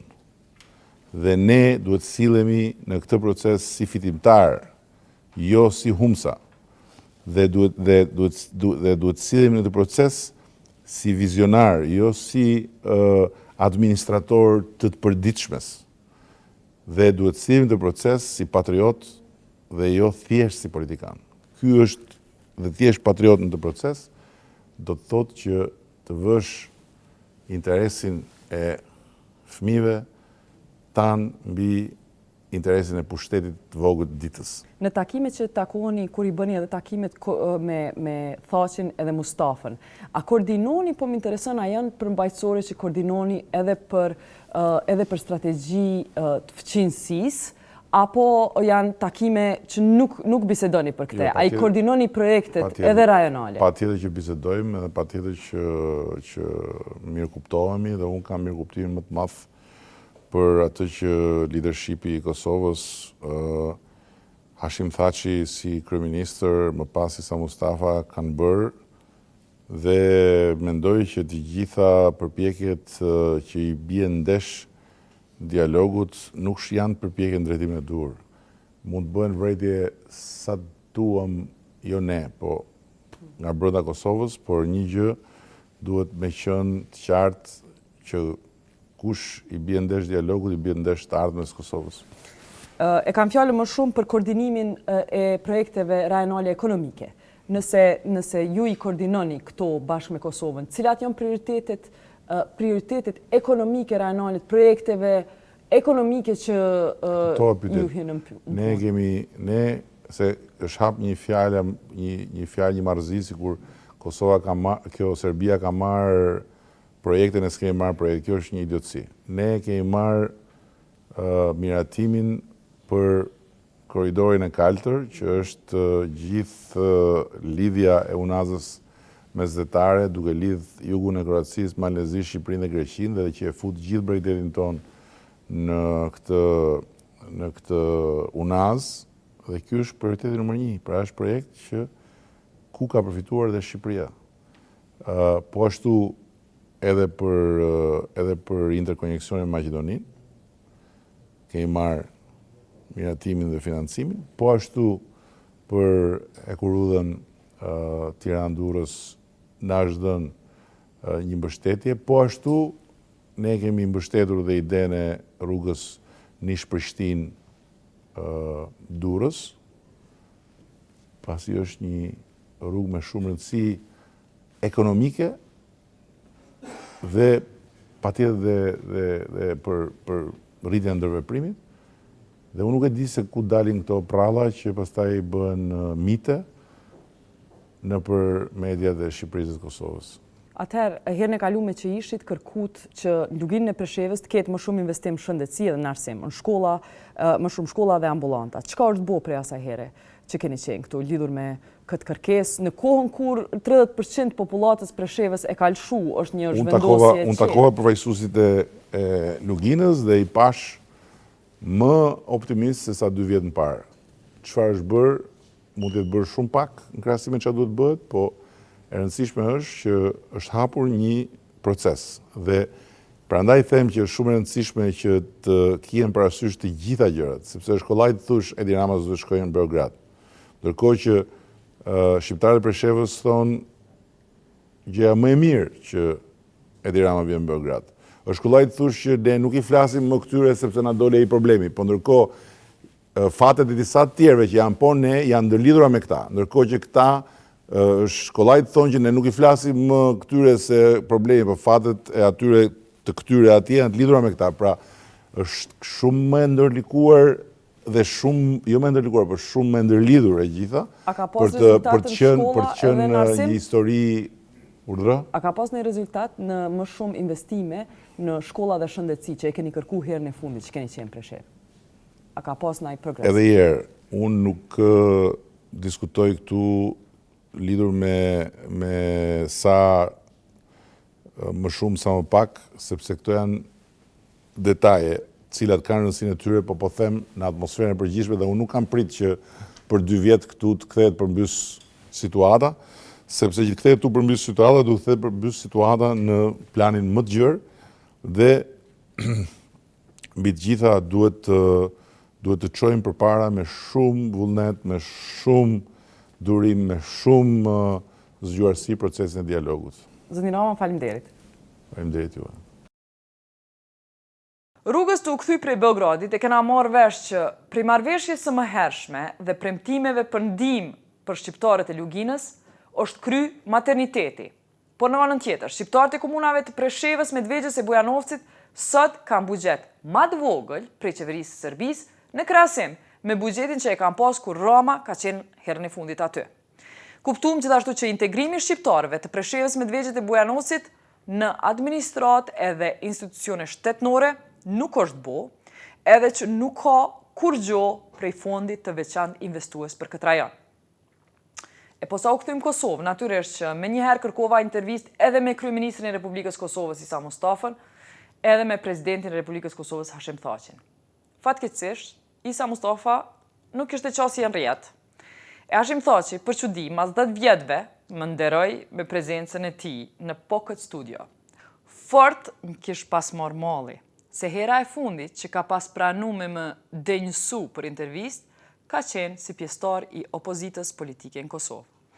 Ta shohim.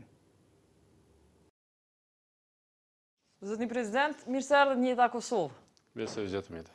Qysh, pse u desh me kalu 10 vjetë për me ardhur në Jeta Kosovë? Derisa ju bindet me ftu mua. Unë u binda. Po.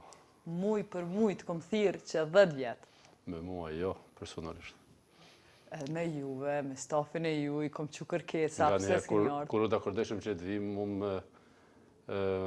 unë të e ali jashtë, kur unë isha në Kosovë, ju s'ishit këtu, apo ishit në agent tjetër, kështu që... Por mendoj me rëndësive që gjithmonë e kemi rujtë komunikimin normal edhe natyrisht përsëri jemi bashkë. So kohën bashkë normal, dishit tjetër ka ku ma letë e keni pas zvishit e na? Ju patëm thirë publikisht, a vjena, a zvjena, ju kujtohet? Po ne nuk kemi në nivellet e tilla të komunikimit për ftesa publike, janë autoritetet cilat komunikojnë të institucionet vende edhe sa përket prezantimeve nëpër mediume, qoftë shkruar, elektronike apo nëpër rrjete sociale. Veç Facebook, për rrjete sociale, veç Facebook? Jo, Facebook po është një mjet i komunikimit ma praktik, ma i shpejt, ma funksional edhe mund të themi lirisht është diçka të cilin unë e pëlqej dhe e preferoj, prandaj edhe është funksional, mund të themi, lirisht që për pak sekonda, gjitha mediumet, ajo që e prezenton, ndërsa këtu është një mundësi një debati më të gjerë, ndërsa është më tepër informativ.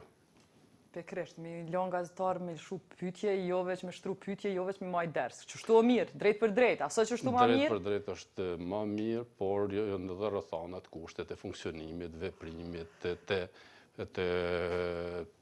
të fluturimet e ndryshme në kënd botës e në të njëjtën kohë të angazhimeve gjithandej Kosovës, prandaj për të qenë edhe më funksional, për të qenë edhe më efektiv, krejt bota shfrytëzon edhe Facebookun, edhe rrjetet tjera sociale, edhe selfie, dhe kanë qenë funksionale, të thëmë të drejtë, kështu që më bëj kontakt me gjithë ata njerëz anë kënd Kosovës. A do të presë edhe 10 vjetë para se me pas prapë në studio?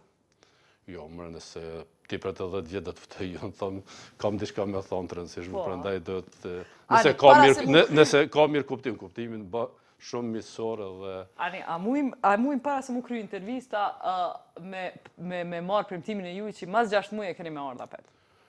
Unë jam në për gjitha mediumet edhe lokale edhe në paraton ndërkombëtare, unë do të jem edhe tek ju, do të jem edhe tek të tjerët, sepse me këndo që të rish, të unë nuk erdhe, po do të me shku, të unë nuk erdhe, pastaj po do të me shku të tjerët. Po do jem të gjithë, pa asnjë dallim. Unë e vlerësoj secilin, respektoj secilin. Vjen mirë që janë hapur shumë televizione, shumë mundësi për debate, shumë mundësi për komunikimet e njerëzve kudo që të shkojnë. Prandaj është më rëndësishme që nuk ka më vetëm një adresë, por në shumë adresat e njerëzve të ndryshëm.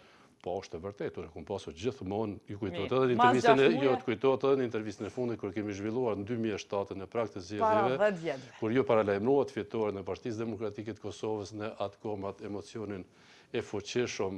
Atëherë spritojshit me ardhë, se ish mirë në opozit me kritiku pozitën, spritojshit se opozit, keni pritu shumë si pozit. Në 2007 zgjedhjet nuk i janë fituar duke kritikuar pozitën, por duke prezentuar alternativen qeverise, për këtë arsye ju ishit entuziaste për fitoren e Partisë Demokratike të Kosovës, për shkak jo mirënjohës, për atë prezantim shumë afirmativ, kështu që Ne do të jemi pranë jush, do të jemi me ju, do të komunikojmë me të gjithë dhe do të jemi në çdo studio që unë vlerësoj se kur duhet të shkoj. Por më rëndësi është që e ritheksoj tash mundësitë janë shumë të mëdha, janë mundësi të cilat janë krijuar dhe të cilat duhet shfrytzuar. Por në të njëjtën kohë unë dua të besoj se këto mundësi do t'i shërbejnë cilësisë së debatit dhe në asnjë rrethon degenerimit të debateve për çështje të ndryshme. Bashkë për shkak të kësaj cilësie, a keni me qenë për 6 muaj?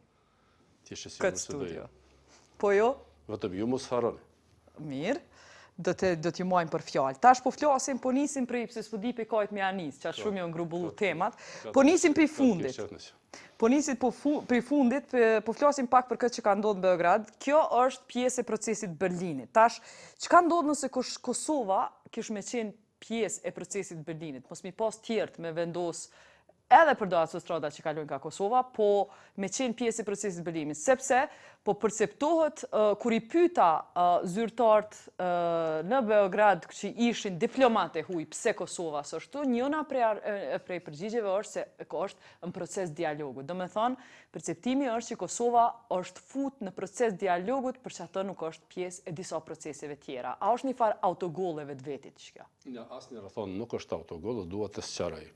Asnjë autoritet, as në rajon, as në Serbi jo se jo, e as në Evropë, nuk mund ne konteston se Kosova është pjesë e barabartë e procesit të Berlinit. Unë në 2 takimet e tilla, fillimisht në Berlin, të hequr nga kancellaria Merkel, dhe pastaj edhe në Vjenë, ku ka qenë përsëri kancellaria Merkel, Kosova ka qenë e trajtuar, e përfaqësuar, e ftuar në nivel të barabartë, si Shqipëria, si Molizi, si Bosna, sikur Maqedonia, sikur Serbia, me simbolet e veta dhe me përfaqësuesit e vet legjitim. Kosova ka raporte bilaterale me shumicën e vendeve të rajonit apo me të gjitha vendet e rajonit, por nuk duhet ngatruar procesin e Berlinit në raport me kontaktet bilaterale në mes të shteteve. Prandaj, atëherë pse s'është kjo autostrada e nënshkruar, autostrada e nënshkruar edhe me Kosovën? Vetëm të sërej. A i keni po qëtë kontratë? Tash do t'i kthejmë mësaj. Kosova ka pasur takimet të bilaterale me vendet të ndryshme të rajonit që ndërlidhen me procesin e Berlinit për të koordinuar në angazhimet e tashme dhe të së ardhmes, ka qenë e përfaqësuar në mënyrë të barabartë si shtet sovran edhe në Paris dhe do të merr pjesë edhe në Rom vitin e ardhshëm, ndërsa takimi që ju pyesni ka qenë takim i qeverisë së Shqipërisë dhe qeverisë së Serbisë, duke mos pretenduar që Kosova do duhej të ishte aty domosdoshmërisht.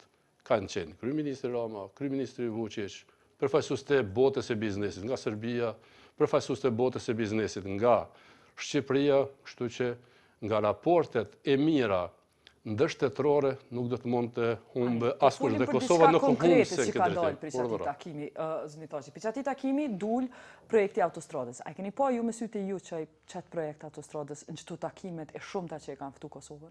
E para, kjo nuk është projekt i autostradës. Autostrada veç është e përfunduar. Kosova e ka pjesa e Kosovës e ka përmbyllur, mund të themi 80% vetë, me paratë e veta, me buxhetin e vet, me iniciativën e vet, me vendimet e veta, jashtë çdo plani, kuptimin e ndikimit ndërkombëtar apo rajonal. A kena mujt me bo me paret Evropës? Jo, aktualisht jo. Mas 20 vite, 15 vite ndoshta po. Në anën tjetër. Po thuni që kjo autostrada që ka mu bo prej Nishit, Prishtinë-Durrës, s'ka mu bo me paret Evropës? Nuk do të ketë autostradë Prishtinë-Durrës, do të ketë autostradë çfarë është aktualisht, sepse nuk mund ketë fluturim nga Nishi mi kalu Kosovën me dorë në kokë, se pastaj me zbrit. Ideja është, a kanë mu bo me paret evropianëve?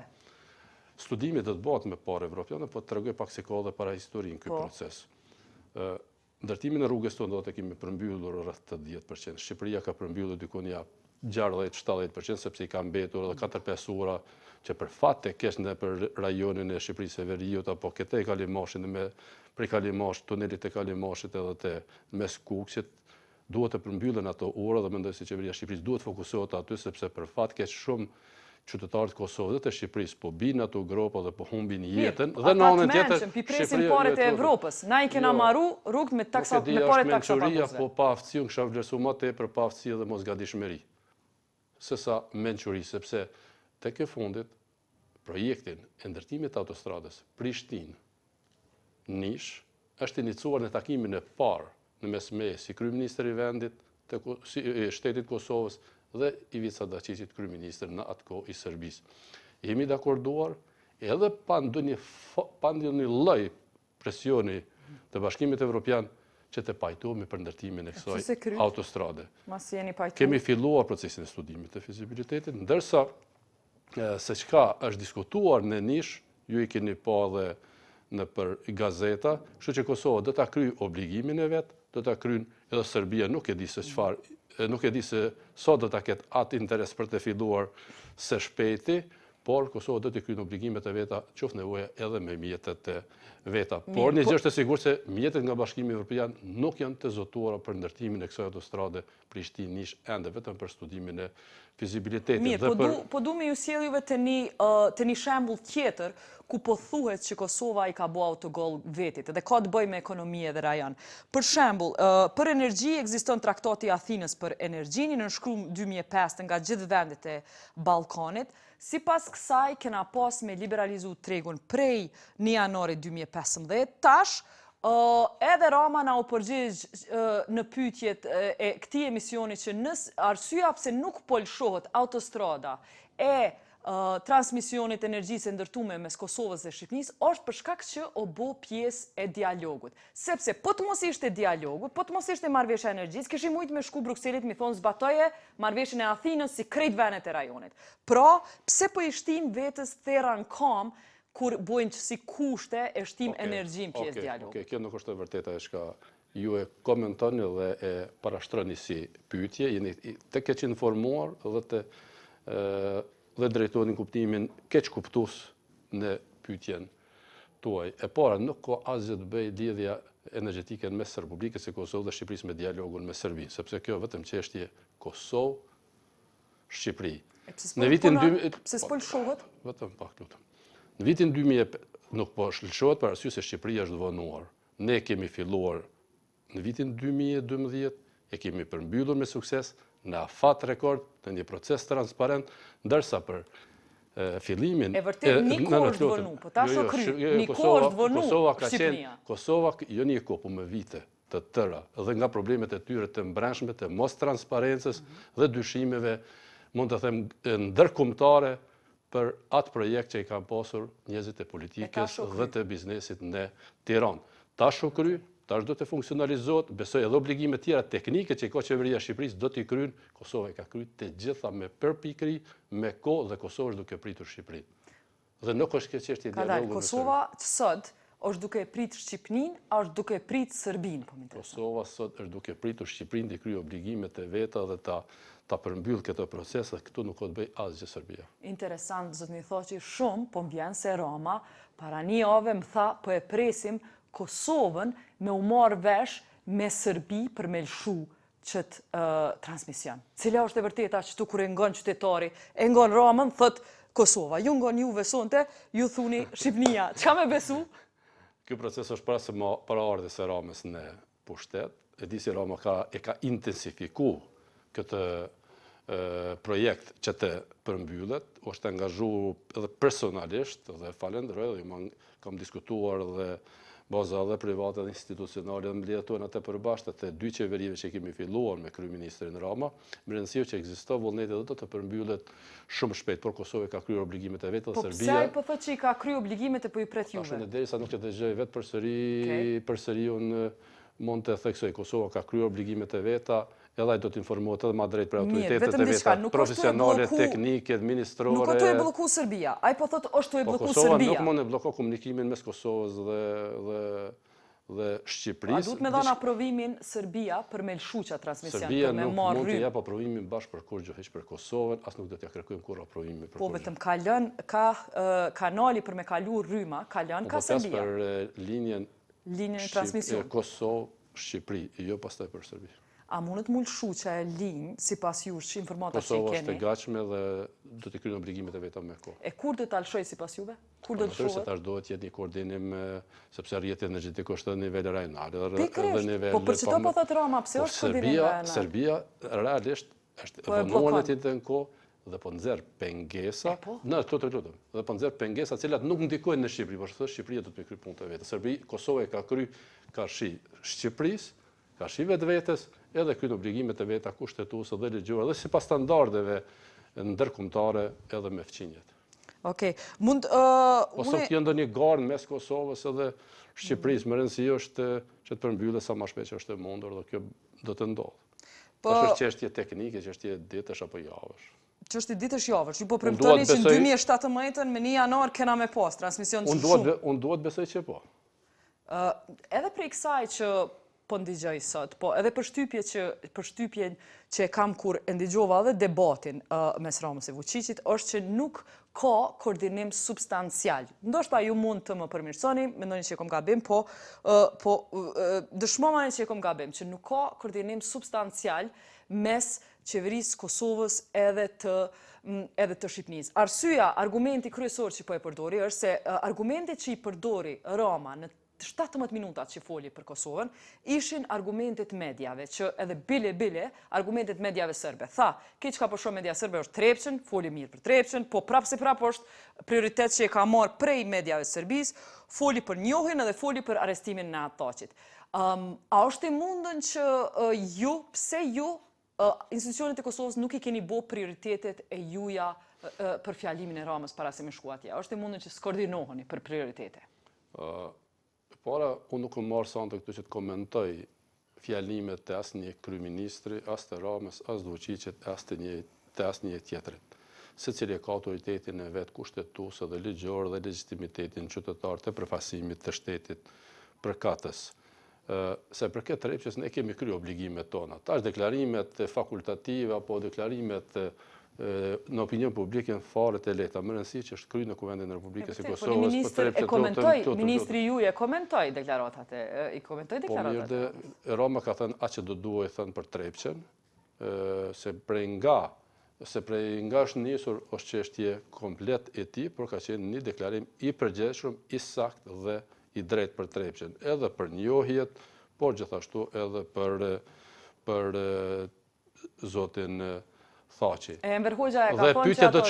Pyetja do shtroj, nëse ai nuk do t'i fliste këtu, se pse i ka thonë, kështu që ai ka drejt me, sikur ne të tjerë që kemi drejt me dha opinione për çdo zhvillim në Shqipëri. Po Enver Hoxha a ka pas të drejtë sipas jush?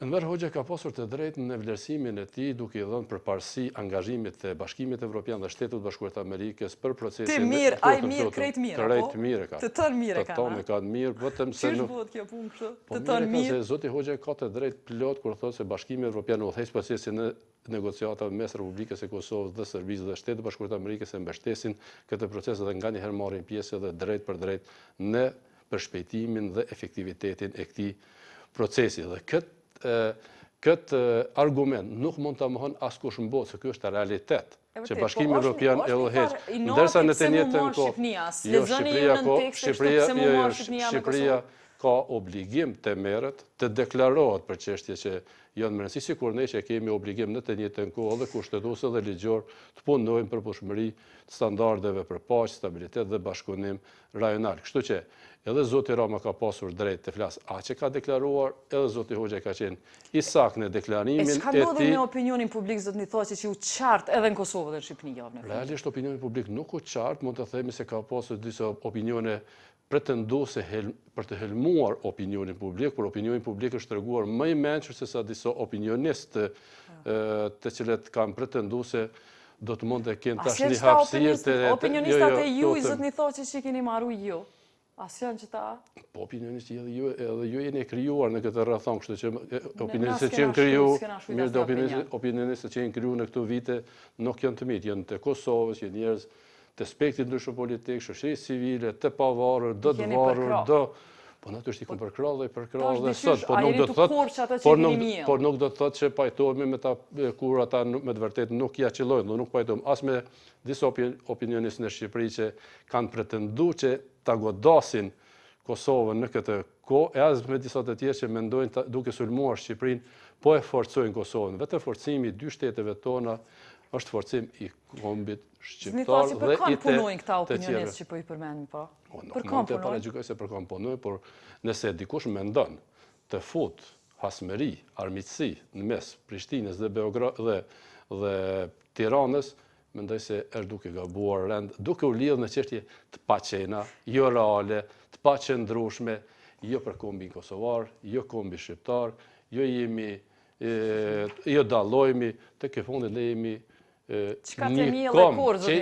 një komb që jetojmë në shumë shtete. Në të njëjtën kohë, Kosova ka identitetin e vet shtetëror të cilin do ta kultivoj dhe do ta forcoj. Pikthena koordinimit. Këta opinionistë po e koordinojnë më shumë opinioni publik se sa imponimi që ju mund ta bëni, po më intereson, a e konsideroni Shqipërinë si njërin prej kanaleve ku mund t'i shtyjmë si shtet i vogël që jemi, s'kemi hesap mos me shfrytzu çdo kanal. A e konsiderojmë Shqipërinë si kanal ku mujmë i shty prioritetet e Kosovës? A e konsiderojmë? Shqipëria ka luajtur rolin e vet pozitiv vazhdimisht. Shqipëria ka folur për Kosovën kur të tjerë nuk kanë folur. Sidomos për viteve 90 e tutje. Ka folur për Kosovën, për të vërtetën e Kosovës në të gjitha instancat ndërkombëtare, edhe në Shtetet e Bashkuara të Amerikës, edhe në vendet e Bashkimit Evropian dhe kudo në botë. Dhe për këtë nuk do të thotë që ne duhet jemi mirënjohës, por nuk duhet të harrojmë dhe duhet ta respektojmë se tek fundi Shqipëria ka pasur obligim. Por sa i përket periudhës 99 e tutje, duhet kuptuar se Kosova ka ndërtuar identitetin e vet dhe adresën e vet politike të institucioneve legjitime dhe përfaqësuesve të vet. Shqipëria ka të drejtë dhe duhet flas për Kosovën. Kosova ka të drejtë dhe duhet flas për Shqipërinë. Unë personalisht në shumë mjedise ndërkombëtare kam folur për Shqipërinë, kam dhënë opinionin tim, por vendimet i takojnë autoriteteve të Shqipërisë. Po nuk ka nevojë, Kosova nuk ka nevojë për kanale anësore të komunikojë me askën. Raportet mes Kosovës si shtet dhe Shqipërisë janë edhe vëllazërore, janë edhe raporte shtetërore, mund të them të një bashkëpunimi të shkëlqyer të leadershipit institucional, por dhe gjitha institucionet. Atëherë, nëse është i shkëlqym, pse Rama në këtë forum të madh me shumë media nuk e ngriti presionin për punën e transmisionit, nuk foli, që është 70 milionë investuar me 2 shtete, shumë investim i madh, pse nuk e ngriti punën e telekomit, se forum ekonomik e ai atje, telekomi që s'po na aprovohet, halas kemi, disa marrëveshje për telekomi kemi në shu, kartoni Gjelbër që është njëna prej mungesave më të mëdha të një prodhuesi i cili s'po mundet me çu prodhimin e vet për shkak transportit blokadës edhe transporti kushton më shumë se si jemi në karton Gjelbërt. As janë çto 3 sene ekonomike shumë më urgjente për Kosovën, zotni Thaçi, që ka mujt me ngritë, ju që keni mujt me ja prioritizur Ramës. As janë? Rama ka dhënë opinionet e veta për statusin politik, ka dhënë opinionet e veta për njohjen e Kosovës, për Kosovën, Rama ka dhënë opinionet e veta edhe për trepçen, cilat kanë qenë opinionet sakta dhe të drejta. Nëse se përket sistemit energjetik, telekomit dhe aspekteve tjera, këto janë çështje që autoritetet vendore kosovare i diskutojnë në Bruksel me prezencë dhe udhëheqjen e Bashkimit Evropian dhe mbështetjen e shebave. Dhe s'është në mandatin e nuk është në mandatin e kryeministit të Shqipërisë tash me merr me implementimin e marrëveshjeve në mes të Kosovës dhe Serbisë. Nuk flas kuptimin negativ, nuk është në mandat. Ka kërkuar të jepet në opinion e debat, Jeta ka dhënë opinion shumë sakt, kaq. Se kanë vetë për trepçen, isha aty. Tha veç vetë nisi, iniciative të tjera. Atëherë edhe më mirë që paska iniciuar vetë. Mirë shkollën me na pas shtyë edhe do sene që kanë metë që për pak telekomin, kartonin e Gjelbërt, transmisionin. A ke qenë mira jo? Mendoj se Shqipëria mund ta shtyj diçka në Beograd kur nuk mund shtyjë Bashkimi Evropian dhe Shtetet e Bashkuara të Amerikës.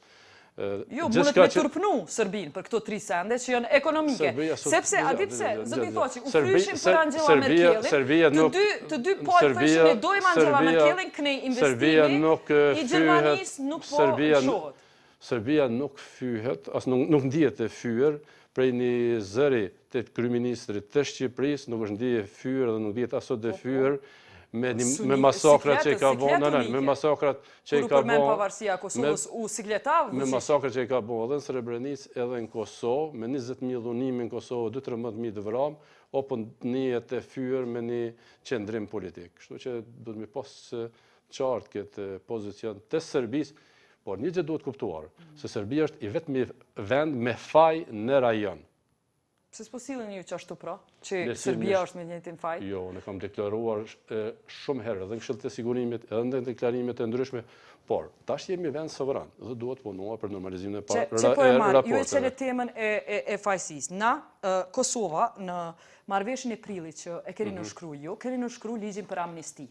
Pse nuk kërkut ligj për amnisti të dy anshëm, të dy palëve, nëse pas kem na çka me fal, edhe ata me kriju ligj të amnestisë. Aja ka qenë më tepër përpjekje për integrimin e disa prej atyre strukturave që bllokonin funksionalizimin e shtetit e Kosovës. Amnesti ka qenë për kyçjen e tyre në procesin politik dhe është dëshmuar si diçka pozitive, në veçanti duke pasur parasysh se nga marrëveshja prilli 2013 kemi ardhur edhe të organizimi zgjedhje në nivel lokal dhe të përgjithshëm, ku autoritetet serbe edhe në veri kanë formuar parti politike, kanë marrë pjesë në procesin zgjedhor, kanë respektuar kushtetutën e Republikës së Kosovës në nivel lokal, në nivel qendror, dhe tani që kanë qenë në barrikada sot, jo në parlament, jo në qeveri, jo në institucione, prandaj është treguar efektive. A keni mujt amnesti me siguru për njerëz cilët kanë akt akuza në Serbisin e ato që a keni mujt me kërku qëto? Ja, akt akuza në Serbi kam edhe dhe kanë shumë të tjerë.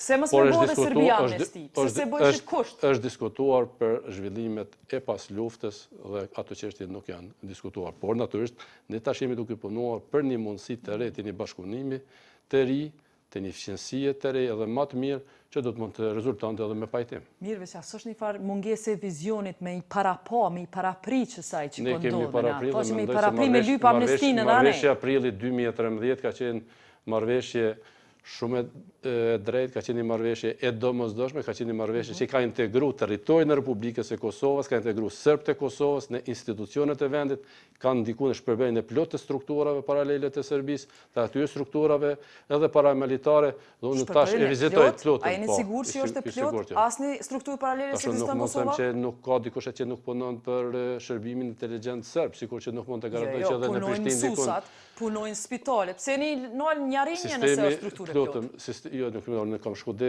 kam qenë edhe kam vizituar edhe pikën edhe tretën, kam takuar dhe kam biseduar edhe me doganierët e Republikës së Kosovës, që janë edhe serb, edhe shqiptar, edhe polic, edhe serb, edhe shqiptar, mes temën e Republikës së Kosovës dhe aty kufiri me Serbinë.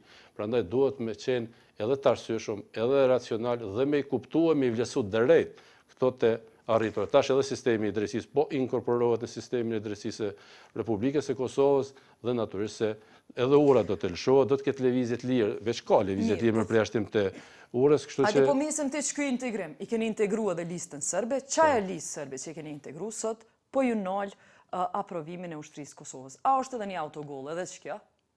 Autogolli për listën serbe parlament që e nol. Autogolli për themelimin e forcave armatosura të Republikës së Kosovës ka ndodhur në pranverë të vitit 2014, vetëm le të sqaroj, kur unë kam qenë kryeministër, i kam bindur gjitha komunitetet që të mbështesin themelimin e forcave armatosura të Kosovës, kanë qenë 25 deputet, janë dakorduar, edhe Bashkia Ndërkombëtare na ka mbështetur, NATO ka thënë që është vendimi juaj, ne mirëpresim, pastaj disa parti politik opozitare në ato që kanë qenë, nuk kanë votuar për themelimin e forcave armatosura të Kosovës, me arsyetimin se po fiton pojë politik. Për cilën parti keni fjalën? Që kanë qenë opozitë në atë kohë. Këtë opozita? Një pjesë opozitës, tash nuk dëshiroj se jam presidenti i vendit, nuk dëshiroj as rrethon të fus debate të cilat mund ta ndezin skenën politike, po merrni transkriptet e punimet të Kuvendit të Republikës së Kosovës, të deklaratave të liderëve opozitar në atë kohë dhe sot mos themelimi i forcave armatosura të Kosovës është produkt i atij autogolli politik të interesit të ngushtë politikës ditore dhe elektorale. Kjo nuk e justifikon. Opozita e ka fajë se s'kemi ushtri, apo? Jo, opozita të hershme. Sot nuk e justifikoj as listën serbe që sillet kështu, por në atë kohë opozita e hershme është këta që janë sot partnership me Juve në koalicion. Do janë unë jam presidenti i vendit, tash partnerët e koalicionit janë PDK, LDK dhe të tjerët, ndërsa do janë sot në institucion, në qeveri, do janë në opozitë. Por Alianca ka marrë pjesë në atë në dialog me ka mbështetur dhe LDK me bu ushtria jo.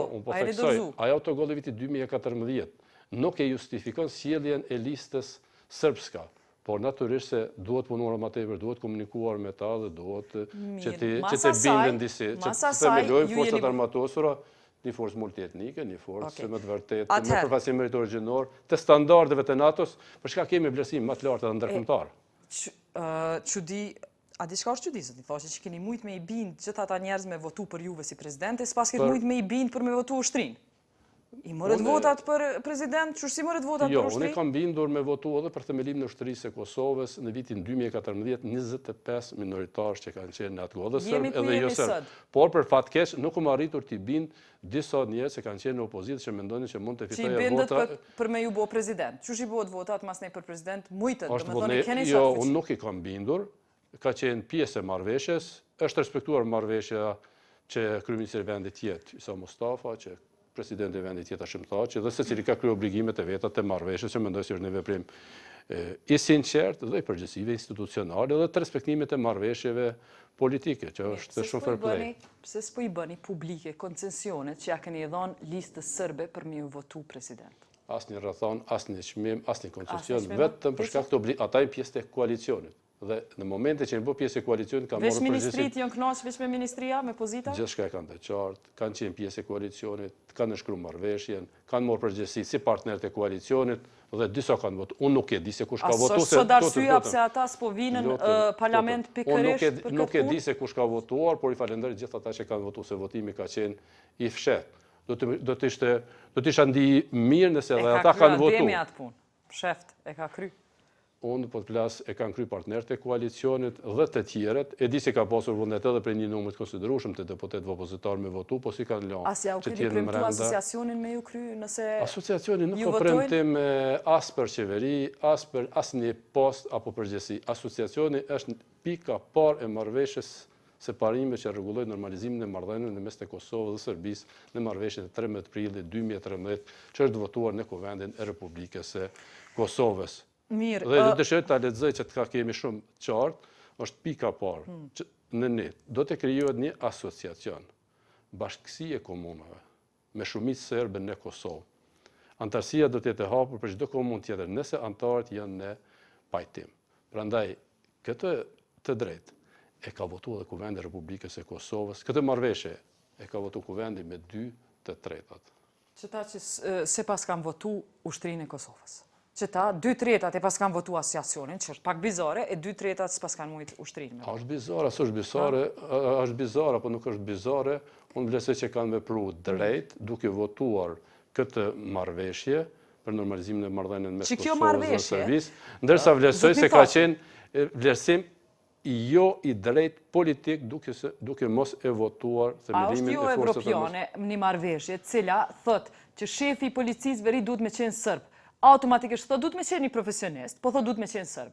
Sa evropiane është kjo marrëveshje? Mirë, tash po të pyesim peja është shqiptar, se është shumica shqiptar. Nuk shkruan me bo shqiptar. Në është realitet. Në Gjakova është shqiptar. Është realitet? Pse do është me shkrujt? Kish me qenë realitet me një vend me shumicë. Prizren është shqiptar. Kërkues shkruan. Prishtinë është shqiptar. Ideja është pse keni pas nevojë obligim ligjor me bo. Këtë është çka shkruan diskriminim në baza etnike. Është shqiptar. Se jenë me shumicë. Po kërkuesi shkruan që duhet mos zgjedh shqiptar. Prandaj edhe atje as presidenti i Kosovës duhet me qenë shqiptar. Kosova, për shembull, nuk shkruan. Kemi arrit në nivel të tillë që të bindet deputet apo qytetar të me votu një president, qoftë ai serb apo një komuniteti. Pse duhet me shkruajtë ligj që duhet me qenë serb? Sepse shumica e qytetarëve atje i takojnë një përkatësie, por edhe drejtorët e policisë. A mundet një bosnjak mu bo? A mundet një ram mu bo? Mundet, patjetër, pse jo. Jo, se keni shkruajt ligj. Jo, edhe shqiptar. Për shefin e policisë keni shkruajt ligj që ta edhe në qytete tjera mund të jenë të përkatësive tjera, bile kanë qenë të përkatësive tjera, Ferizaj apo në. As gjykatës po mundet mu bo bosnjaku. Se keni shkruajt që serb. Edhe shqiptari do të jetë gjykatës, edhe serbi do të jetë gjykatës dhe do të kemi një përfaqësim gjithë etnik, kështu që interpretimi është paragjykues i këtyre marrëveshjeve edhe nga ana juaj jetë, por edhe prej të tjerëve që më të vërtetë. Jo, nuk e shkruan kështu që atëherë, a muj me kalu pak me fol për liberalizim të vizave. Qytetarëve i intereson që ky janë kena me fol për 2 kushte që na ka qitë Komisioni Evropian që duhet me i përmbush, korrupsionin edhe markacionin. Po e filloj me korrupsionin një herë. A mujnë veç me fol, keni dalë, keni thonë që po liftoni korrupsionin. A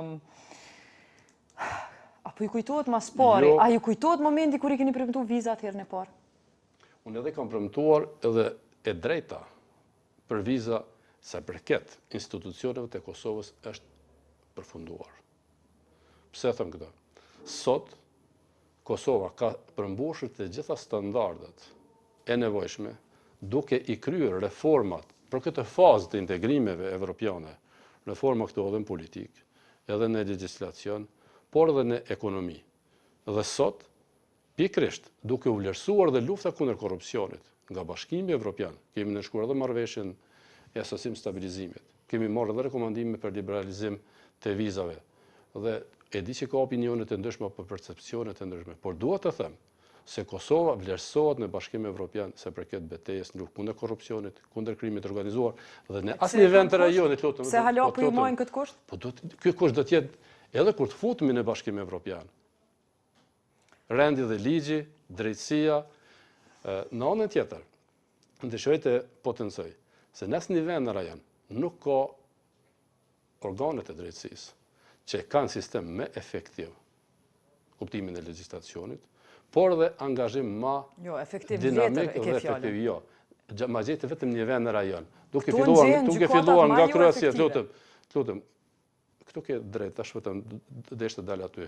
Dhe po më mirë që pas ke dëgjuar dhe opinionin tim, sa përket sistemit hetues dhe prokurorial. Kosova, lutem, Kosova, ju ndigjoj çka po thuni, për çato po I hapi syt kur po thuni që na jena mirë me korrupsion. Jo, ne jemi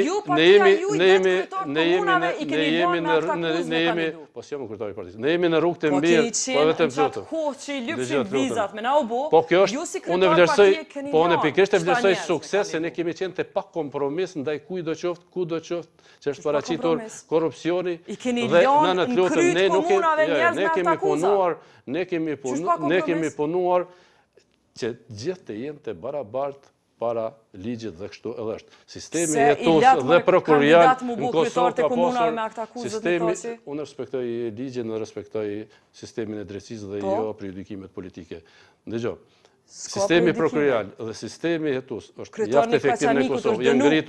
Janë ngritur edhe këtë akuza. Sistemi gjyqësor duhet të jetë më efektiv. Për këtë arsye kam iniciuar edhe reformën e kodit penal, I cili do të bëj përmirësime të nevojshme në zbrasirat që I kemi evidentuar dhe tutem për sistemin e gjyqësor që ju përmendet, që do të përfshin edhe sistemin korrektues, edhe sistemin prokurorial edhe atë gjyqësor. Tash, Bashkimi Evropian Jo, apo nalim që tu me folë për korrupsion. Kitë dënum të Kosovës, si Gjabir Zhor, ku qiftohet... Përgjësia është e secilit personale dhe secilit ballafaqohet para drejtësisë... Ju e keni nominu kandidat krejt kryetarët e komunave I keni nominu ju, si kryetar partije, në qatë ko me akta akuza. Kryeministri vendit, Presidenti vendit dhe asnjë institucion tjetër nuk e merr rolin e hetuesit, nuk e merr rolin e prokurorit, nuk e merr rolin e gjyqtarit. E tek prisit moral? A mundesh me marr rolin e prisit moral? Pikërisht duke qenë pa kompromis ndaj fenomeneve të tilla, mendoj se është treguar edhe etik edhe moral I lartë. Gjë që nuk ka ndodhur me asnjë parti tjetër dhe nuk ka ndodhur me çato biseda që kanë ndodhur jashtë nuk po dukeni pa kompromis me Adem dhe nuk ka ndodhur askund në rajon. Prandaj Kosova është shembull për rajonin e luftës kundër korrupsionit dhe krimit të organizuar dhe kemi edhe sondazhet e fundit, shikoj Kosova është pas Bosnjës, pas Maqedonisë, pas Serbisë edhe pas Shqipërisë. Në çato incizime nuk do të thotë që ne duhet të jemi të kënaqur, por është më rëndësi që larg prej të kënaqurit. Larg prej të kënaqurit jemi duke prinë në rajon në luftë kundër këtyre fenomeneve, por duhet bëjmë më tepër. Po shikoj te analizat, shikoj sondazhet dhe shikoj. Jeni tu pri me njerëz të partive që keni shti në universitete private, që keni shti vendit, unë nuk dokumente për cilat jemi të folë për kohën sa keni qenë kryeministër, janë çmu që në qatë kohë që keni qenë kryetari partisë, mas shumë të njerëz partisë kanë hi borde, kanë hi gjykata sipas kësaj çka po ndëgjojmë, kanë hi në për universitete publike I keni bërë për vota.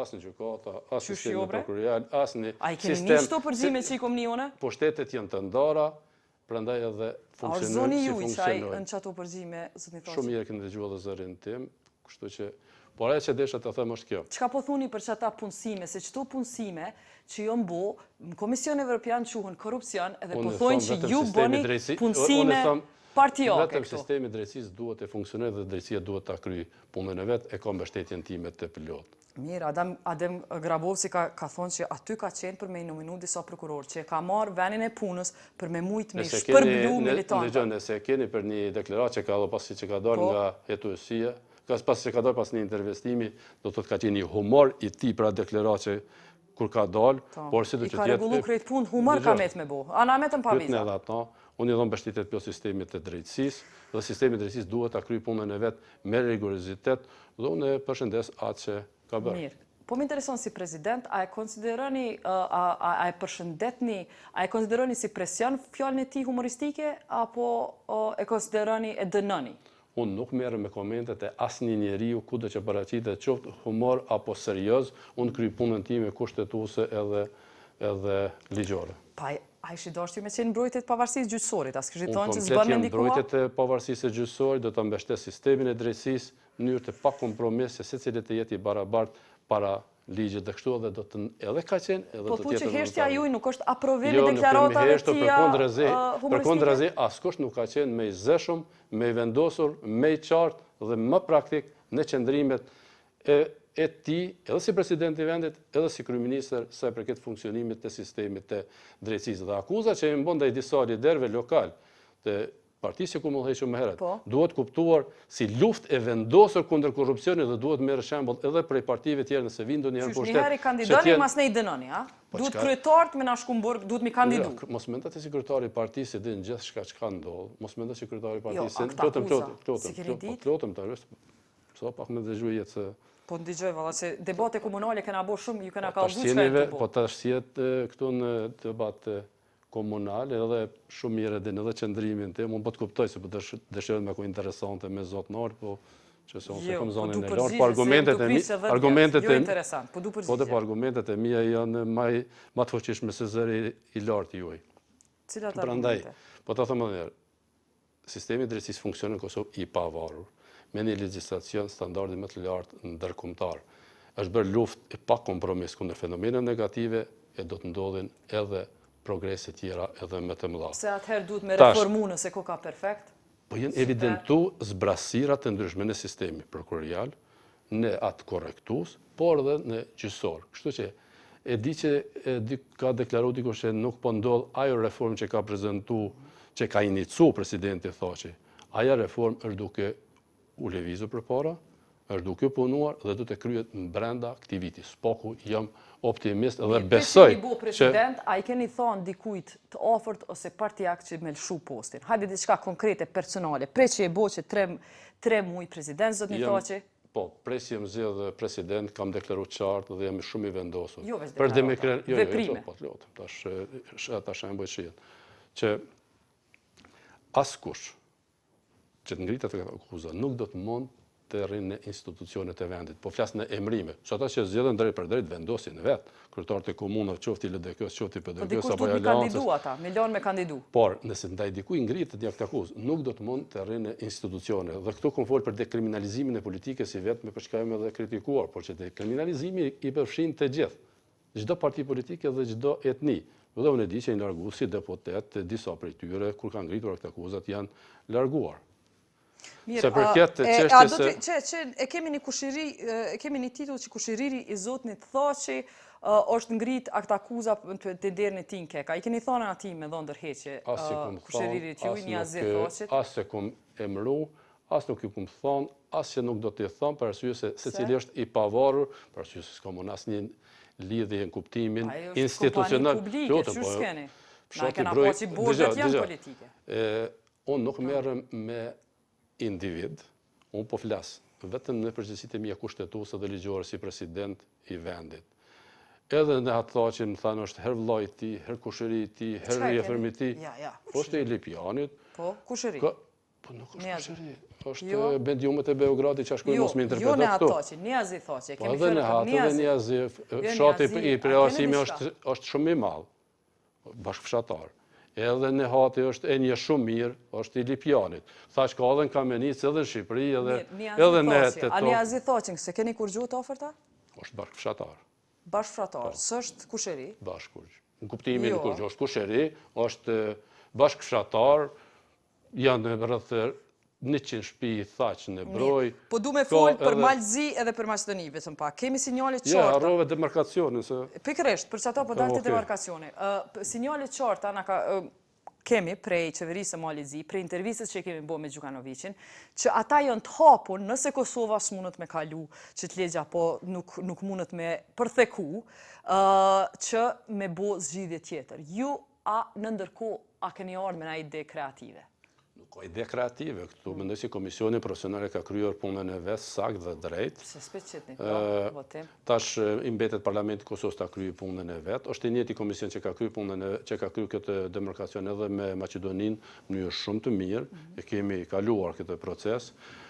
Tash mendoj që partnerët e koalicionit, por edhe të tjerë do duhet të rezononin kuptimin e përgjegjësive edhe kushtetuese, edhe ligjore, edhe vullnetit politik, edhe të interesi shtetit, mbi interesat e politikës ditore apo elektorale. Është keq që për këtë çështje të mbetemi peng për demarkacionin dhe kur dim se më të vërtetë ata që po pengojnë këtë i kanë vizat, i kanë për veti, i kanë për familjet e vet, për fëmijët e vet, dhe nuk është mirë me mbajt peng studentët për një çështje pa qenë dhe të këtë artificiale të krijuar si politikë dhe agjendë ditore politike, për të mbjetuar politikisht, për të mbajtur peng student, njerëz të biznesit, qytetarë të rëndëmtë dhe të paguajnë të gjithë çmim për një kauzë të rrënjshme dhe një prej patriotëve të rrënjshëm. Po veç janë edhe antar tash të partisë juaj, antar të LDK-s, janë veç këta të opozitës që po e refuzojnë këtë. Çka po thuni për çta? Patriotët e rrënjshëm i keni pas parti? Bashkë luftari keni pas. Dëgjoj, unë kam diskutuar me shumicën prej tyre dhe ata e dinë që marrëveshja është okay, po disa prej tyre thonë se jemi futur tash këtu, kemi bën një farë marrëveshje si deputet lokal të asoj zone. Okej, unë i kuptoj, por në të njëjtën kohë nuk i arsyetoj se vendimi i tyre është apo opinioni i tyre nuk është në përputhshmëri me realitetin. Territori i Kosovës nuk ka ndryshuar nga demarkacioni me malin e Zi.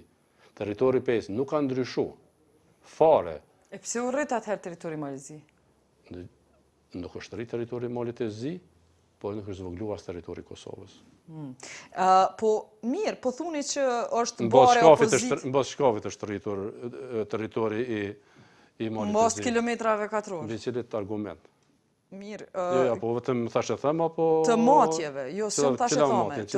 I keni deputeti kryesor që e udhëheq. Këtë është Shpeti Mbulliqi ja ka paraqitur. Cilin dokument thirrës që është rritur territori i Malit Zi? Cilin dokument?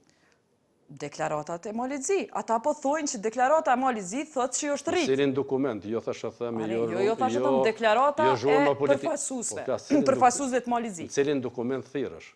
Se po i mashtroni opinionin edhe me të vërtetë po krijeni konfuzion.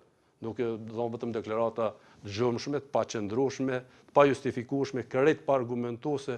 Kur thoni është rrit territori i Malit e Zi, ma thuaj cili dokument të argumenton rritjen e territorit të Malit e Zi. Dhe cili dokument të argumenton zvoglimin e territorit të Kosovës.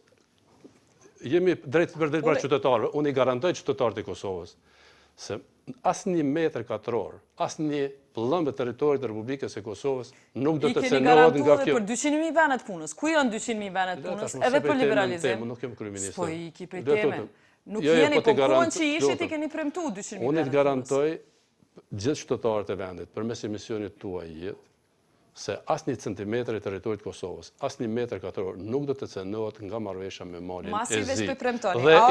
Dhe i ftoj çdo qytetar përsëri, pasi që ka opinionet që më të vërtet nuk qëndrojnë. Dhe jam nënshkrues vetë asaj marrëveshje. Në asnjë po lejti deputet, unë jam nënshkrues i marrëveshjes. Si ish ministri i jashtëm e kam iniciuar. Ministri i Slovenisë e Kroacisë, dy të kanë nënshkruar dhe smujtën me kalu. Nuk këtu ju ndodh veç juve, kjo ka ndodhur edhe tjerëve. E diun se ka ndodhur tjerëve, edhe Kroacisë me Sloveninë, edhe Bosnës me Kroacinë, me Serbinë. Edhe tash ani mirë, nëse na ndodh edhe neve, çashtu çka keni me bë? Më rëndësisht e para, marrëdhëniet mes Republikës e Kosovës dhe Malit e Zi janë shumë të mira, janë marrëdhënie strategjike. Edhe ata po thonë çashtu. Kosova mbështet ndarësimin e NATO të Malit e Zi. Edhe ju votat si keni, që kjo është. Po na e lutem, se është pak më gjerë, nuk po vetë aspektin teknik që po e sheh ti me entuziazmin tuaj janë 2 vota më tepër, 2 vota me pak, duhet jemi të shqetësuar se gjërat nuk po shkojnë në atë drejtim që duhet të përmbyllet ky proces dhe të përmbyllet liberalizimi i vizave. Ne duhet të kemi parasysh se me marrjen e zi nuk e kemi asnjë problem të hapura, nuk kemi çështje të hapura dhe problematike ose kërcënimet për luftë. Me kohë që luftojnë ata që kërcënohen sot kishin luftuar kur ka qenë koha. Po Viktor Rajnollandit ju i keni premtuar që keni me kry këtë punë deri ngosht. Kush 2016? Unë kam nënshkruar marrëveshjen, i besoj njerëzve të cilët kanë punuar, të cilët kanë punuar me këmbgulsinë më të madhe. Nuk kanë nënshkruar, e ju i keni premtuar Viktor. Ne të gjithë që jemi takuar, edhe kemi premtuar, edhe kemi biseduar, edhe zotohem që kjo çështje do të përmbyllet, herat avon do të përmbyllet. Se si do të përmbyllet, natyrisht se unë nuk jam interesuar me lëviz drejt një veprimi që përçan mos pa shoqërinë e Kosovës, që përçan skenën politike, që përçan njerëzit pa asnjë arsye, por përsëri sonte përmes emisionit tuaj niftoj gjithë ata njerëz edhe në rrugë. Që nëse ndokush ka vetëm një letër që posedon pronën e lutem. Që vetëm një letër e ka të pronës së vet. Le ta dorëzoni qeveri dhe ajo pronë do t'i kthehet me një herë. Po pola tjetër, a ka letra për malena, për mal s'kan letra? Atëherë do të vetëm në një proces arbitrazhe apo diçka, nëse ata nuk kanë letër dhe ne nuk kemi letër, po në të njëjtën kohë komisioni ton, ne duhet t'i besojmë dhe unë i besoj atij komisionit. Të këtë fundit unë kam të këtë fundit as kryeministri Mustafa, as unë, as kryeparlamentari Veseli, as Ramoshi, nuk ka shku mi mat atje me metra atë territor, se nuk jemi ekspert asaj pune, po ne i besojmë njerëzve që i caktojmë. Të njëjtit njerëz e kanë bërë demarkacionin me Maqedoninë, të njëjtit e kanë bërë këtej. Kështu që s'kam ndonjë arsye me dyshun ta, por në të njëjtën kohë i ndëgjojmë me vëmendje edhe opinionet me rezerva, në veçanti të qytetarëve atje. Jo të politikës, se të politikës të them drejtën kanë motiv politik, e kuptoj, por nuk mund të jem ai cili si presidenti i vendit të mos i dëgjoj me vëmendje edhe ato opinione, pavarësisht si paraqiten dhe për kujt do paraqiten, dhe do jem ai cili çdo qytetar që dëshiron me diskutuar për këtë çështje, ta takoj, tulum bisedoj me to dhe ta dëgjoj dhe ta respektoj me vëmendje për çdo çështje. Dhe i takoj vazhdimisht. Çka i kishit thonë atyre njerëzve që thonë me pasqen sa vlushtoku as Mësyla jashtë, këta kishin mujt i zhvotu demarkacionin. Po lere mos e debatin në nivele çfarë jo, s'është nivele, ata kanë nimu me i bo votat, apo jo? Le paragjykimet dhe thashëthemet dhe humorin që mund ta prezantosh në emisionin tuaj. Ju janë së pak me humor. Jo, janë së mund, po prezantoj qëndrimet e presidentit vendit, të institucioneve të vendit, po nëse do në humor, vazhdoj me humor, se kom asni... Jo, veç, a jeni... Veç unë e marrë emisionin tuaj me sërja, se sa humori aktual. A jeni ju të fort qaqë sa me kalu demarkacionin? Jo, presidenti vendit dhe fuqia ime bora nga kushtetuta, ligjet dhe nga legitimiteti qytetar. A jeni ma të fort, ju a ka dri Veseli, qa po thuni, kush ka me i bu votat? Cili për juve ka gjosa me i bu votat e parlamentare? Unë besoj fuqishëm në lidershipin e zotit Veseli, pasi që i ka besua dhe vetë Partia Demokratike e Kosovës, elektorati saj dhe qytetarët e Kosovës. Zotit Veseli është sjellur në mënyrë mjaft korrekte dhe të përgjithshme për këtë çështje të përmbylljes. Na i këshill për juve si ish lider partisë Niko Gjota, keni na i këshill? Kështu që zoti Veseli ka kryer obligimet e veta që i ka edhe politike, po në të njëjtën kohë edhe institucionale. Dëshoj t'i jap kredit larta për sjelljen e tij si kryetari i kuvendit me urtësinë, guximin edhe afërsinë e tij që ka treguar me gjithë spektrin politik në ato rrethana jo të lehta të molotovëve, të gazit dhe të gjërave që me të vërtetë si kanë pasur që të ndodhin në kuvendin e Kosovës apo dhe jashtë kuvendit të Kosovës dhe kanë ndikuar në uljen e tensionit në spektrin politik edhe qytetar. Zotni Thaçi, s'muj me lan pa folën për 200.000 vende të punës, i patë premtuesion, bo vizat i pa premtuesion, bo njohje. Hajde tash ju takon si president mu marrë me njohje. A mundi me ma buni analizë pse s'kemi njohje të reja? Unë kam premtuar 200.000 vende të punës dhe siguroj sikur të isha kryeminist do të ishin përmbyllur, por ngërçi politik ka pasojën e vet. Kam pasur plan dhe do të realizoja implementimin e projektit për krijimin e 200.000 vendeve të reja të punës. Kam premtuar rritjen e rrogave e kam realizuar. Po shtrohet pyetja, të shohim tash e tutje si do rriten rrogat. Dhe i drejtojmë çdo mësuesi, çdo punëtor qendërcisë, pensionisti, veterani, çdo qytetari. Tash e tuti të shohim se çfarë do jetë rritja paga, do jetë 50%, do jetë 70%, do jetë 30% apo do jetë 3%. Po i keni kryer çaq sa s'mundet më me qenë, pa vende të punës, pa industri, tres. Nëse nuk ka kryeministër Thaçi, është e justifikueshme mos rritja rrogave. Jo, nëse është kryeministër Thaçi duhet ndodhe. Partia ju i ka premtu 200.000 venet punës, partia ju është në pushtet edhe sot u i zbatu qëtu. Po qeveria duke mos dashur që të jap opinione. Po ju vetë dashët më bu president? Nuk o që do me thonë, i keni premtu që ato, gjithë e keni pas men më bu president, keni mashtru publikun, a bibjan? Gjithë e ki pas men më bu president? Unë asë e kom pasur ndërmend me në president, kom pasur mundësi të bëhem 2-3 herë, para se zgjidhem kryeministër 2 herë, se kom pas në ambicjet e tillë, jo në kriju rrethana që vorën kriju, jemi taku me profesor LDK-s, kemi diskutu, kemi arrit marrëveshjen, edhe është marrëveshja që është implementuar tërsi. Jemi dakordu që LDK ta o heq kryeministri qeverin, do të thotë kryeministër Isa Mustafa, jemi dakordu që president jetë nga PDK-ja më ka propozu mua si edhe krejt partnerët e koalicionit si presidenti i vendit dhe kjo është tërë ajo çka po që është arsyeja pse ju nuk mundeni me e zbatu 200.000 venin e punës, apo? Po nuk mund zbatoj atë projekt kur nuk u heq qeverin. Sikur të u heqja qeverin, i sigurohet qytetarë se ndi diçka e tillë do të realizoj, bile ndoshta deri tash do të ishte përmbyllur. Deri tash, a? Po. Mirë, na tregoni për njohje se këto e patet premtu njohjet, po si kemi njohje? Kemi 112 njohje, ka ndodhur njohje të fuqishme, ka ndodhur njohje s'ka stagnu, po s'ka daldale. Kemi njohje cilat problemi me atë njohjet është 5 vendet e Bashkimit Evropian.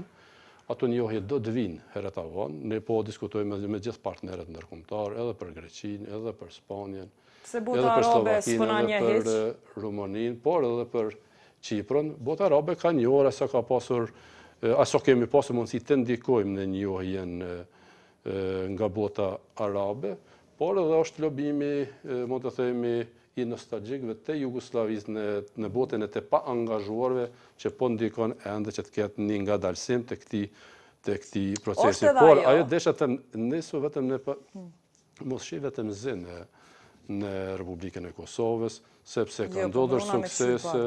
Ama mirë, po jemi marrë vesh me Kosovë është njohur për 112 vendeve. Është ndarësuar shumë organizata ndërkombëtare të lutëm. A ju kujtohet njohja e fundit? Para 2 muajsh. Në anën tjetër desha të them diçka. Antarësimi i Kosovës në organizata ndërkombëtare që ka qenë i etik dhe ka qenë jaftë konsolidues të lutëm. Ka qenë konsolidues, nuk e mund të antarësohesh në UNESCO me gaz lotësjellës edhe me molotov në rrugët e Prishtinës, e me zërin armiqësor ndaj serbëve.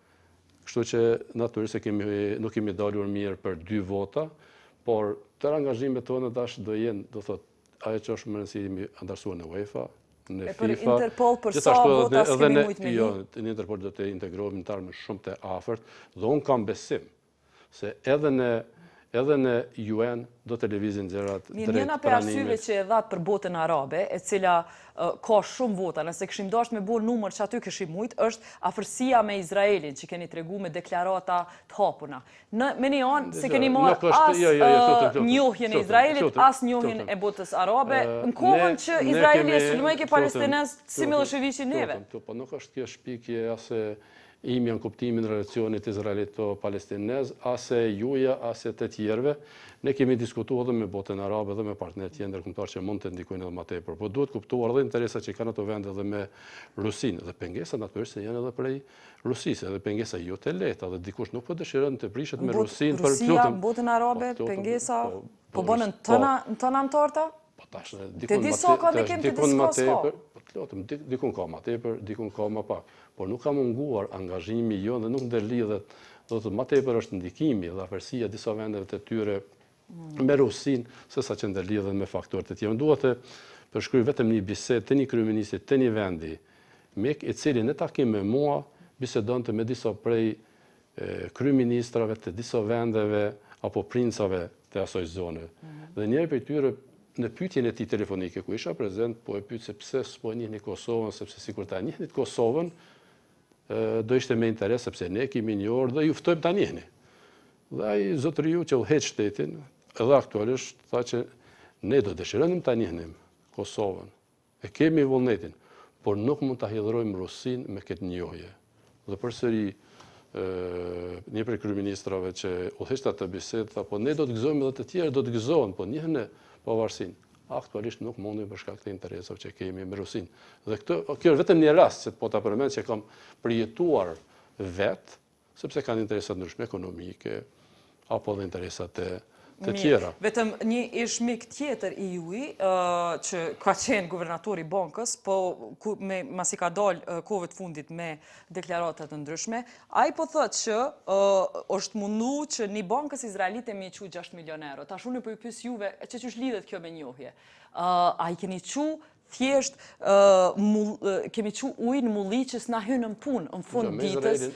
Me Izraelin komponuar edhe në rrafshin bilateral, edhe përmes OJQ-ve, kam punuar edhe përmes zyrtarëve më të lartë të Shteteve të Bashkuara të Amerikës, kongresmenit Enkel, kam punuar edhe me Sandy Berger në atë kohë, kam biseduar edhe me Albright në takimet përbashkëta që kemi pasur, edhe me Tanjan, edhe me të ndjerin, edhe me të ndjerin, Kosova që ka nxjerr për çati bashkëpunimi. Edhe me të ndjerin Perez, kam diskutuar edhe në New York, kam diskutuar edhe në Washington, nuk ndërlidhet raporti me Kosovën, po për shkak të raporteve që kanë me vendet e tjera në atë hapësirë. Ai keni bu dam Kosovës me qatë shoqëni që keni pas me Izraelit, se s'na kanë gjoftë arab mas ne. Unë kam raporte Unë kam raporte institucionale me bashkësit e institucioneve dhe në Izrael, kam miqtë të përbashkët edhe në Washington dhe mi. Se s'kemi njohje.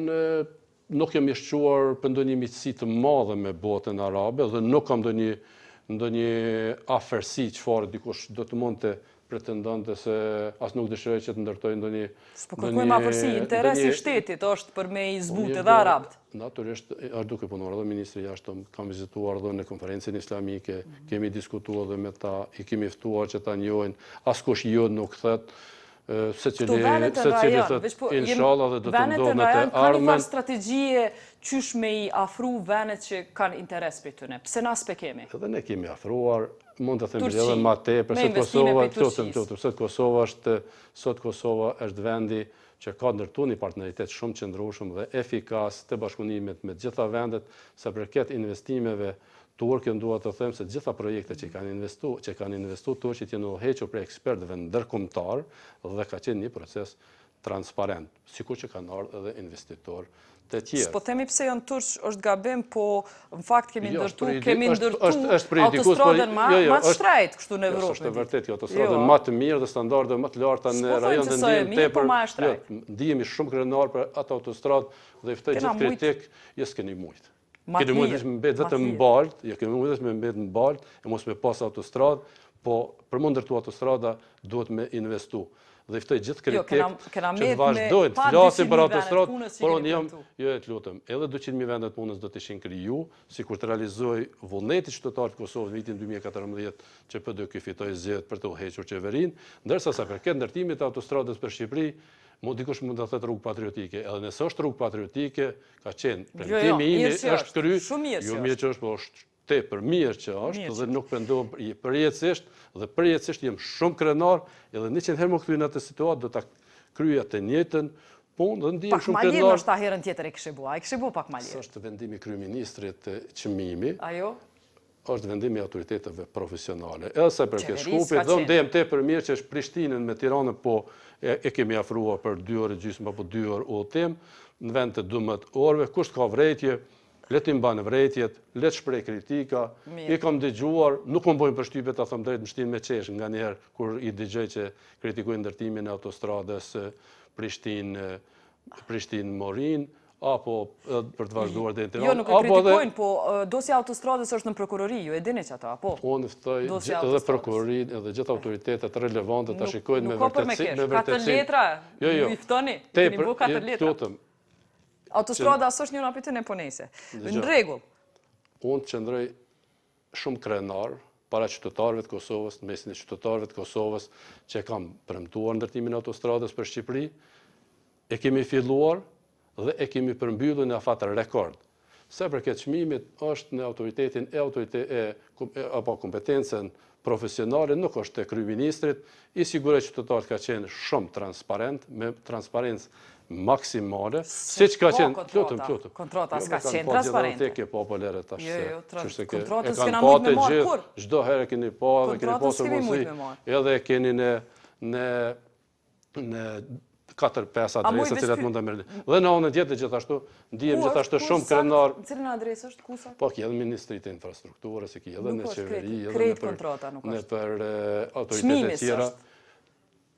Të gjitha do t'i qesh. Apo na thoni që krejt dosin e të nderit mu i më shku me marë? Po në nuk i morë me atë çështje, mund të themi se transparenca ka qenë e plot dhe do të mund të informoheni. Jo, na ju kemi lyp faktura, a ju kujtohet sa keni qenë kryeministër, s'keni pasra? Ju patëm lyp fakturat, a ju kujtohet faktura që kena lyp? Po lyp një autoriteteve që kanë vendosur për këtë faturave, jo të kryeministrit, merret me fatura kryeministri. Po leret e se s'merret kryeministri me fatura, po ti di që funksionon institucionet e vendit. Personalisht, s'na keni lënë qasje faktura. Mësoja beceni funksionimit të institucioneve, pastaj ju drejtosh adresave kompetente, mos kërkon nga kryeministri për më marrë me çështjet e faturave.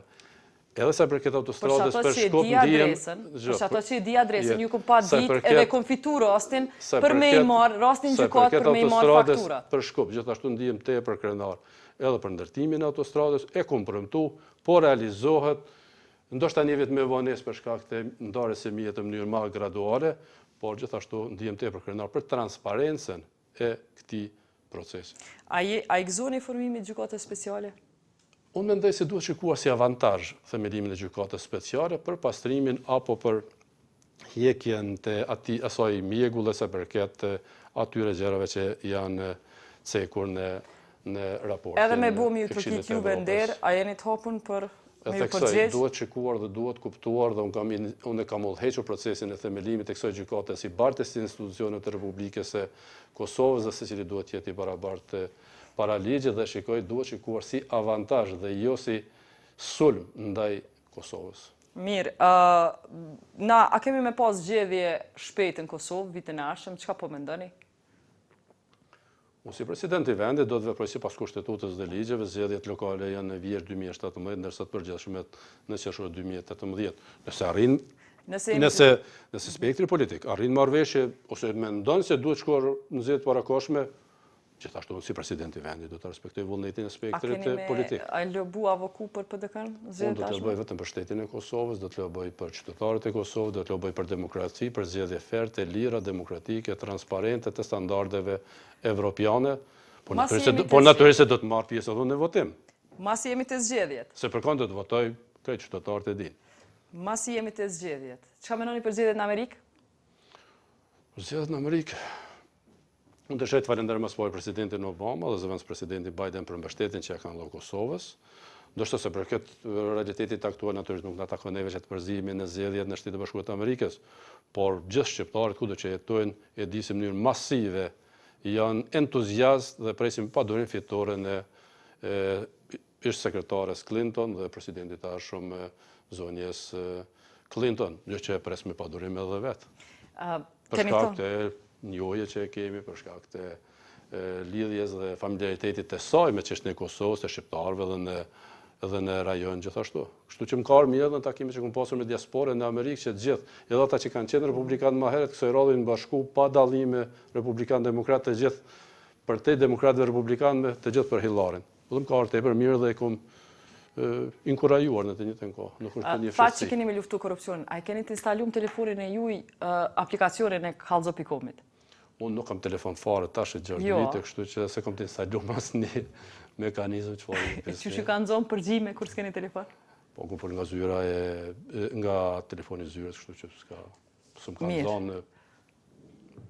Mesazhi i fundit për qytetarët e Kosovës, mesazhi për gjithë qytetarët e Republikës së Kosovës është që të distancohen në mënyrë ekstreme për këtij debatit krejt kohët të raporteve Shqipëri-Kosovë, se raportet Shqipëri-Kosovë janë në nivelin më të lartë të bashkëpunimit ndonjëherë.